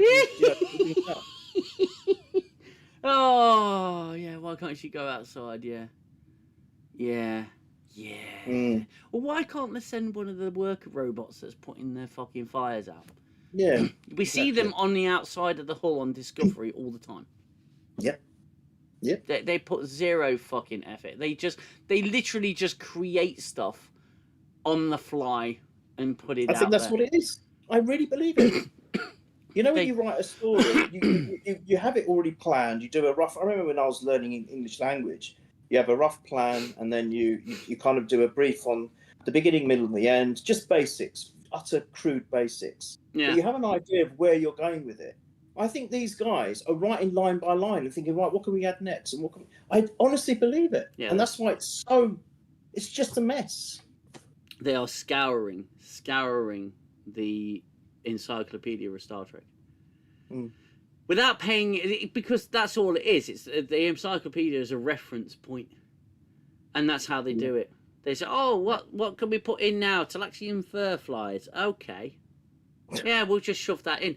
Okay, how did they get there after the burn? How did you know? I watched a short trek the other day, and I showed it just to show my kids how stupid it was, and it was the Tribble one. Now, I actually quite liked the Tribble short trek, in the sense that it showed the Tribbles reproducing in real time, and I thought that was really good. The message in it was shit, and I played it to my kids to show them the message, because we just watched an episode, the episode with Barclay, where Barclay's introduced, and he's, you know, socially awkward. The crew. That's how you do socially awkward. Exactly. People. Exactly. And he's not very sociable. He's not very good. I mean, he's very good at his job, but he's not. It's having an effect on his job, on his tasks, and he doesn't integrate well. And Picard, instead of saying, you know, transferring the problem, he says, no, work with him, make him feel like a valuable member of the crew, help him to make a positive contribution. And then you contrast it to that short track where the captain's just, you know, saying, I'm transferring you because you're an idiot, and you know, and you and he says, no, well, I think I need we need to have a conversation about it. I know the conversation's over. I'm transferring you because you're an idiot. And then he goes and tells Command, oh, yeah, he's an idiot. Again, these people don't know how to write sci-fi. They don't know how to write Star Trek because they've never done it before. They don't know what they're doing. And I don't think... And again, I will say this again. Jonathan Frakes directing an episode will not make it good. By default. It won't. Because he's still directing shit. Yeah, you can't change that. No, can't.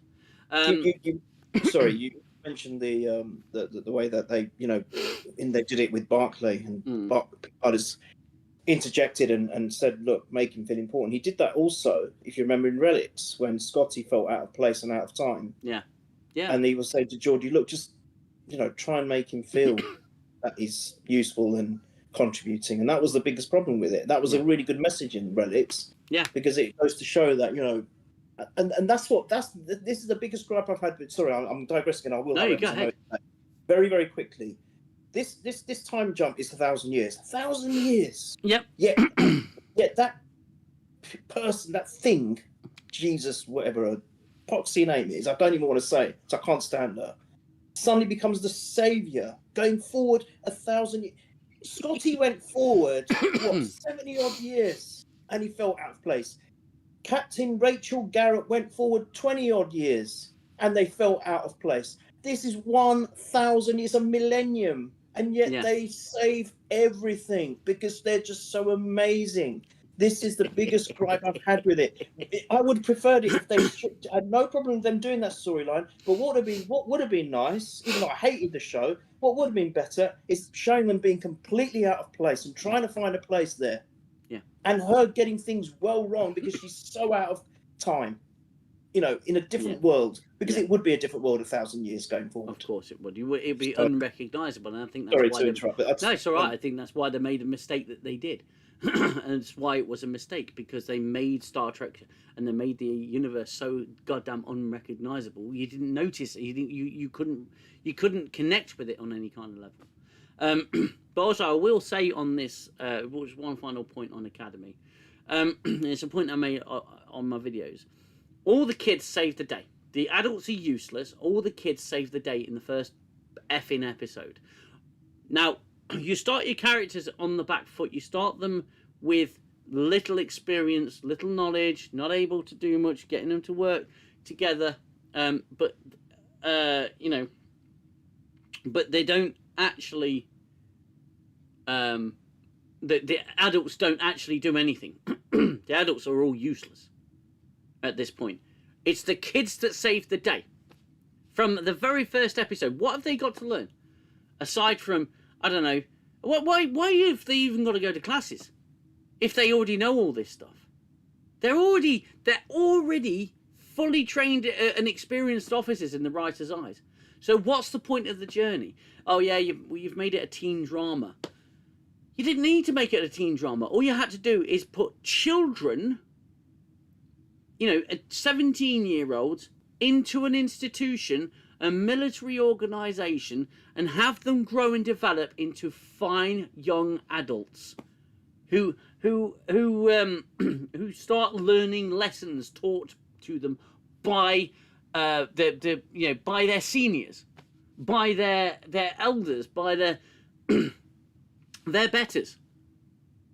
Teach them the wisdom of the old, of the aged.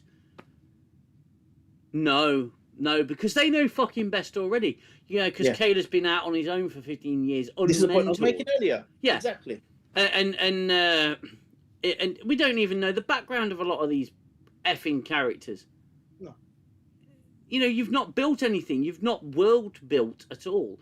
All you've done is throw some random fucking characters into a fucking show and expected us to believe that they are beginning cadets in Starfleet Academy. Get effed. But dear man, I'm not even surprised that was the case in the first episode. Of course, it was going to be the kids that was going to save the day. Of course, because now going from Discovery, where it was all predominantly females, now it's the kids' turn. Yeah.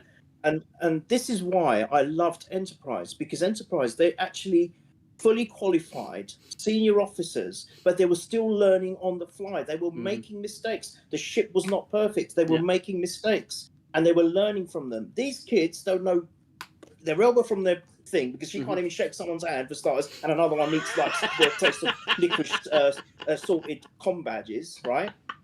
But yet they can save the damn day. They can save the day.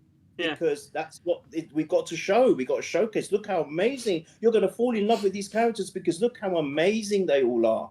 No, we would actually respect and fall in love with them more if they were more relatable as kids. And the older generation of viewers would say, yeah, we were like that as kids. We had a lot to learn. Life is a learning curve. It's an experience. But no, they know everything already. So you're right. What's the point of even having Academy? Stick them on the flagship starship and get them fighting all the big villains already. Yeah, because they beat him in a heartbeat. Oh, what an absolute joke of a show. Unbelievable. I think going forward for the format for the following 8 weeks left of Academy, what I'm going to do is a very similar format to what we've done. So I'm gonna start the show, I think. And go through the latest Academy episode. So none of you guys have to do it. I'll do it. I'll do the first hour or so covering the episode, and then we go into a feature in the stream. I think that's a good way of doing it. I'm just throwing ideas out there. That's kind of what I want to do anyway. I don't want to waste too much time on Academy because it's going to dwindle, and I'll do my video reviews anyway. But Academy's just a pathetic show, and it's designed for an audience that doesn't exist. But I just do want to bring something up. I'm gonna go an extra 10 minutes on this stream, I want to get through some comments and everything. If you've got the time, Guna, just for 10 minutes. You recommended. Oh, Clayton Brumley, I've got to get going, but great stream, mate. It's been a tremendous stream. The viewing figures are phenomenal. Thank you so much for stopping by, Clayton. Thank you so much for commenting as well. Yeah, you recommended that I watch a show, and I started watching it today, and I've done 3 episodes, and it's called Pluribus. Pluribus or Pluribus. Yeah, I can't pronounce it. There's a 1 in there where the I should be. Now it's an Apple show,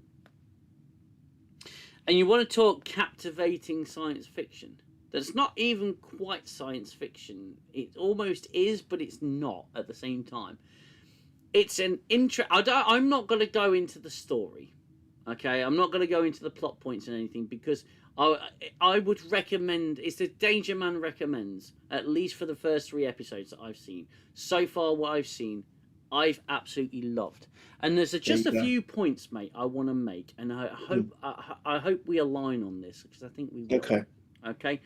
The things that I've noticed so far is the highest of high quality acting, especially in that first episode. Her reactions are visceral and very real and so well performed. Okay, tremendous job in the first episode. And again, I'm not going to go into any details. That if you've seen Pluribus, you know what I'm talking about. Secondly, the dialogue is superb. It's so simple as well, but it's superb, and it's very well picked out for the kind of show that it is.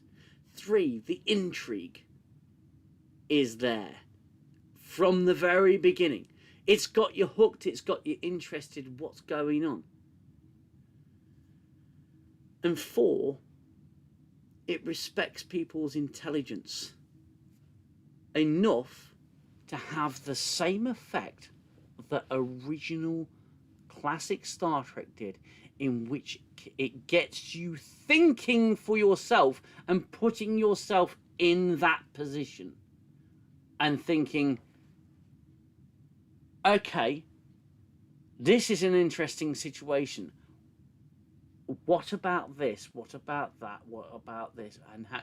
I explained the premise to my wife about 3-4 hours, well, before the stream, and I said, I think we should watch this together. I'll gladly watch it again. I think we should watch this together because of this is the plot, and this is, and she goes, my God, the implications. And we started having a conversation almost immediately. Now that is a show, regardless of what you think of the rest of the season, or what I think of the rest of the season, that's a show that inspires thought. This Academy bullshit inspired nothing. Nothing. I like Apple TV shows. They're great. They're for all pretty good mankind's quality. brilliant. They do. Yes. They come out with some great stuff. Okay. Yes. Probably some poopers as well, but every platform has poopers. But Pluribus is brilliant. Annoying critic is here. Everybody, annoying critic. Yes, it is great, mate. Pluribus. Well, it's Plurb 1 us. Yes. But it is a great show. That first episode, you get through, I would say, probably about 25 minutes of that first episode. It's just setting the tone, setting the tone, setting the story, and then when the event hits, it's brilliant. It's fucking eerie, isn't it? It's I told you really eerie. 3 or 4 on the trot. I couldn't stop. And it No, was mate, I couldn't. If anyone wants a bit of advice, if there's a scene which I probably think is irrelevant and you don't really need to watch it, because I started watching it again with Mum, the first episode, and I actually fast forwarded this bit, and I know that sounds disrespectful, but where where they're doing the book, she's selling a book and they're in the store. Yeah. To be honest, there's no real. There was no need for that. No. There's no need. You can just skip that. I think it's 10 minutes. Yeah. You can skip it because you're not missing anything at all. It's not connected or has any importance to the story at all. But it why I liked it is the one thing you said. It inspires debate and discussion, positive debate and discussion, not ridiculousness like that you've had to do for this ridiculous show. And secondly, her performance is outstanding. Oh God, yes. She carries the whole show. Yes, She's she brilliant. does. She does, and it's incredible, really, because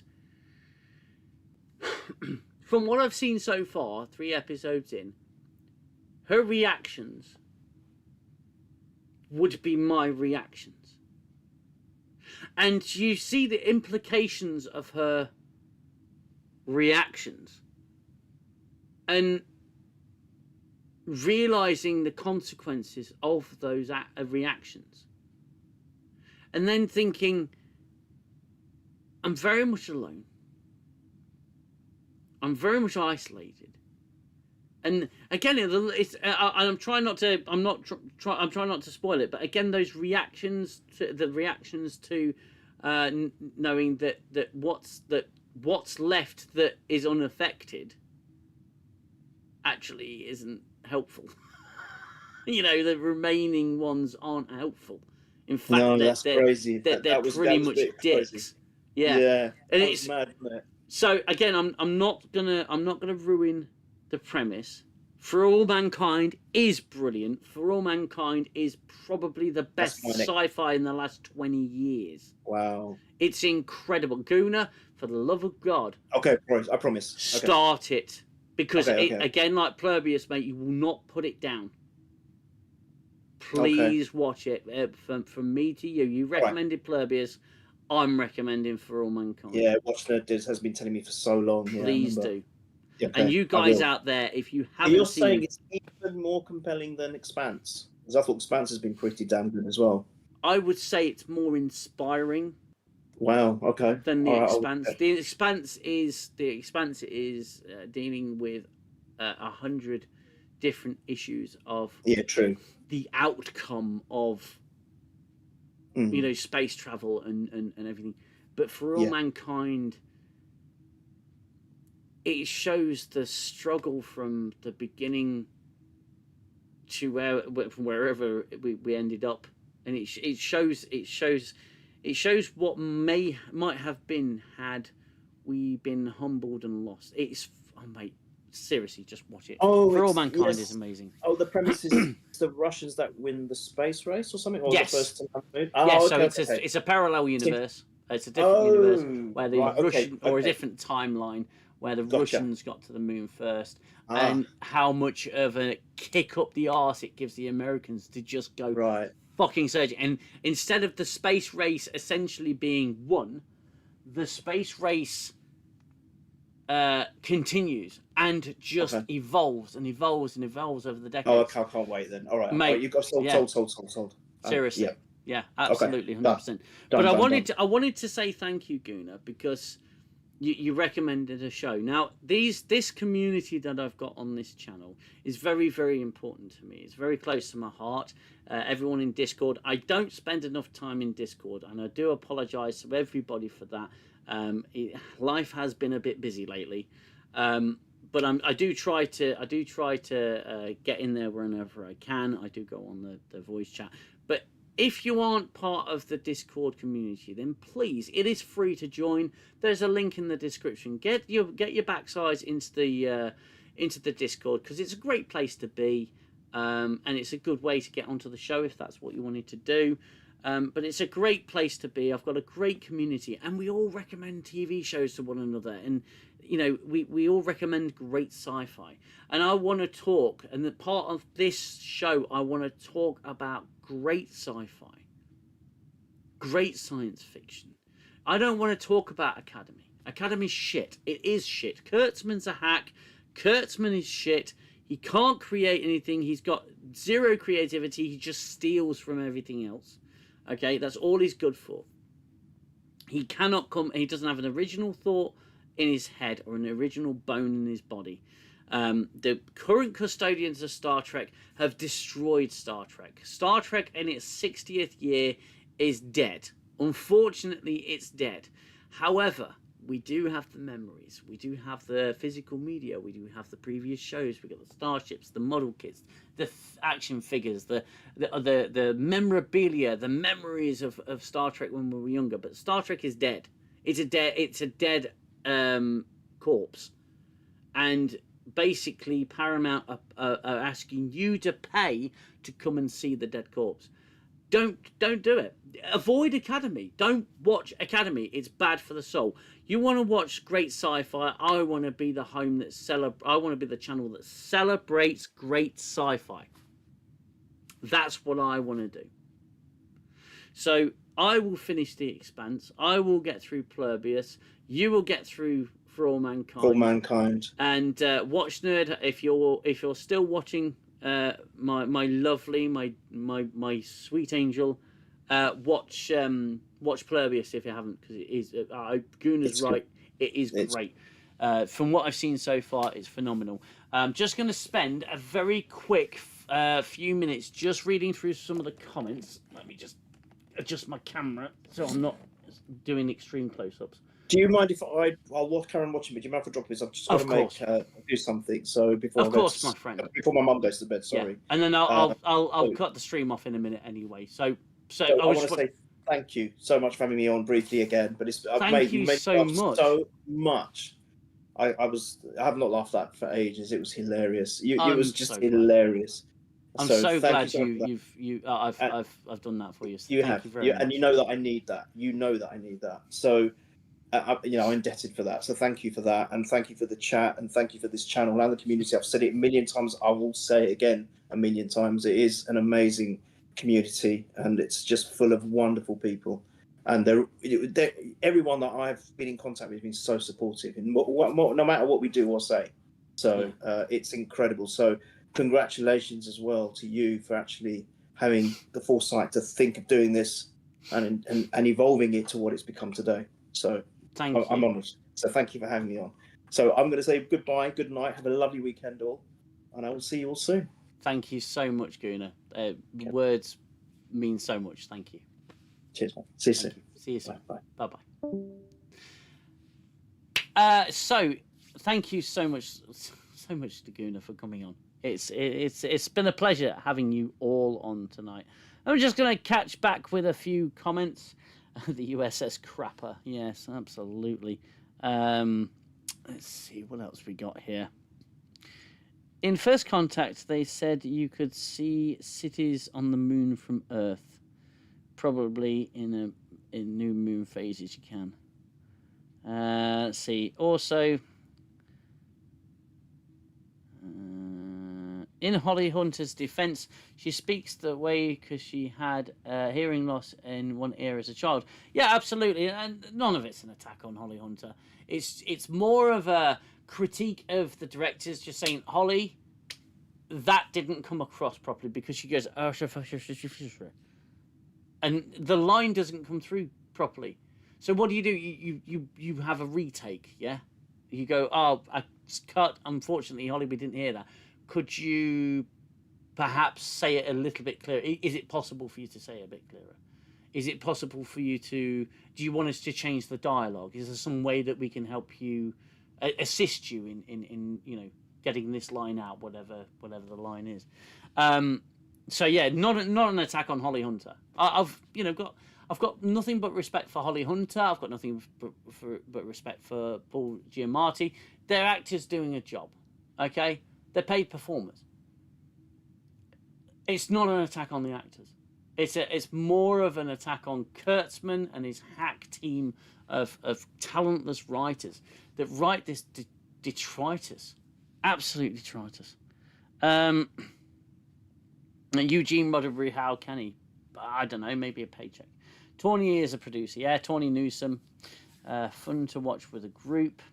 I was kind of hoping they'd use Starfleet Academy theme from 1997 at some point. I was going to bear this, but seriously, I think it's meant for someone else. Yeah, I think it is. The show is definitely meant for someone else. Bring back Berman. Bring back big-brained Brannon Braga, but without Berman. Bring back Berman era writers. Yeah, well, to be fair, yeah, I think Ronald D. Moore, because he is For All Mankind now. He's the show's creator, so I think they've all moved on to better things. And to be fair, you know, I will always have my Star Trek, but I want to try and branch out into better sci-fi. Caleb is bad because he's not open to people around you. Yeah, being part of Starfleet is that you've got to be open to the people around you. That's what Starfleet is. Being in Starfleet means. For All Mankind is excellent. Yes, it is excellent. Sounds great. Yep. Supposedly new movie coming with brand new characters. For that is pretty good. Oh, Plurbius is a great show from Breaking Bad creator. Yeah. I'm about to embark on season 2 of For All Mankind. Definitely recommend you watch Guna. UK DM spot on about it. Yeah, season 2 is great. Season 3. The thing is, again, they're speaking to the human condition. That desire for exploration that we lost. I forgot to mention, and it's an older show, non-sci-fi, but if you like spy thrillers, please check out The Night Manager. Oh, that was Tom Hiddleston, wasn't it? I'm sure The Night Manager was Tom Hiddleston and Hugh Laurie.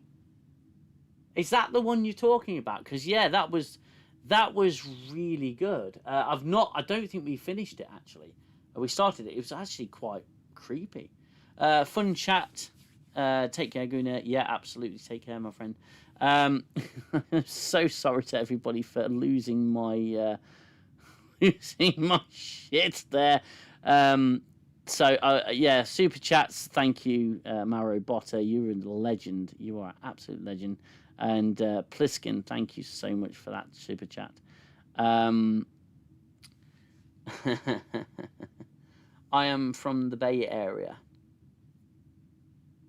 Have you been to San Francisco? Have you been to San Francisco? I'm from the Bay Area. Shape of a toilet seat, laugh out loud. That irritated the hell out of me because, damn it, represent Marion for once. Are you a whale or you think that gets lost? Laugh out loud. UK DM, take a breath. This show shows that Starfleet Academy is in Marin County, Sausalito, not San Francisco. Yep. They're getting their geography wrong, basically. That darn Joker laugh of his. I'm so sorry. I was struggling to breathe there. That was so funny. It looks like the Enterprise D's saucer section, but tiny, and the neck that attaches to the lower section. You know what? Funnily enough, yeah, it does. It does. Yeah. Oh my God. Yeah, I'm so sorry. I when I lose it, I lose it. Hey, I might make a good thing to clip. Yeah, that's the one. Yeah, that was a good show. UK DM, you're losing your mind at the terrible Starfleet Academy was more entertaining than the show, to be honest. DM killed it today. Wonderful stuff. Yes, thank you so much to everybody. Seriously, fantastic stream. Almost 300 views. Can you believe it? Almost 300 views. 33 likes. If you haven't already liked the stream, then please hit that like button and give the stream some love. If you haven't subscribed to the channel and you are new here, please hit that subscribe button. That would help the channel to grow, also bring more people in, and you'll be notified of any new videos that I actually do at whatever point that I actually do them. So yeah, I think we'll call that a stream. What do you think, guys? I'm not going to 4 hours. I'd much rather not prattle on about any more Academy. But it's been an absolute pleasure to have everybody here today. The most successful stream of my channel's history. So thank you so much for everybody for making that possible. If you're interested in checking out the channel, if you are new here, we've got some mashups of previous reviews, some mashup of impressions that I've done over the many years. We've got a concept trailer for Star Trek Odyssey, a show that we conceived of on this very show. We outlined 10 episodes of a season, and this is a show that takes place after Star Trek Nemesis and completely erases all of New Trek and basically starts again fresh. I did a concept credits opening scene for that. That's in 4K over on the channel. Just sort of type in Star Trek Odyssey opening and it will show up. You watch New Trek, so we don't have to. Octopoint, hello there, my friend. UK DM, if this was the opener, can't wait for the others. Yeah, it's gonna be funny. So he's our space siege Jesus sacrificing himself for us. There are other YouTubers, more popular ones that are doing it as well. But yeah, I do appreciate everybody on here. What else is on the channel? I've got a couple of videos coming up that I'll release after Academy finishes. I'm still working on some of them. They're just interesting. I just think they're kind of interesting. They're mashups, basically, credit mashups. So I'm going to mash up some Star Trek credits with some film opening title credits and just have a bit of fun with editing, try and get my skill with editing up, and it might be funny for you guys to see. So that'll be coming out after Academy finishes, and the algorithm once again puts my channel into mothballs. Please get on the new Commodore 64. Ultimately, I want to know your opinion. Get on the new Commodore 64. Ultimately. Have you mentioned that before? I've got terrible memory. Are you in the Discord, Marobotta? Get in the Discord and send me some messages and show me what you're talking about, and then I'll look into it. Yeah, check out the rest of the channel. There's loads of stuff on there. I've got all the reviews: Star Trek Picard Season 2 reviews, Season 3 reviews, all seasons of Strange New Worlds reviews, Discovery reviews. Yeah, my history goes back about 5 years. I've got a couple of hundred videos on the channel, so yeah, check those out. And yeah, hit the like button if you haven't already. Subscribe. Yeah, please, yeah, get on Discord. Hit that link in the description. It'll take you to Discord. Get in there and come and spend some time with the community, definitely. Subscribe to the channel. Hit the like button. I'm going to go now before I prattle on too much. Much love to everybody in my community. Thank you so much for making this as the most successful stream of the channel's history. You guys have been awesome, every single last one of you. I love you all. Much love to you. Take care, everybody. I'll see you in the next video. Bye-bye for now.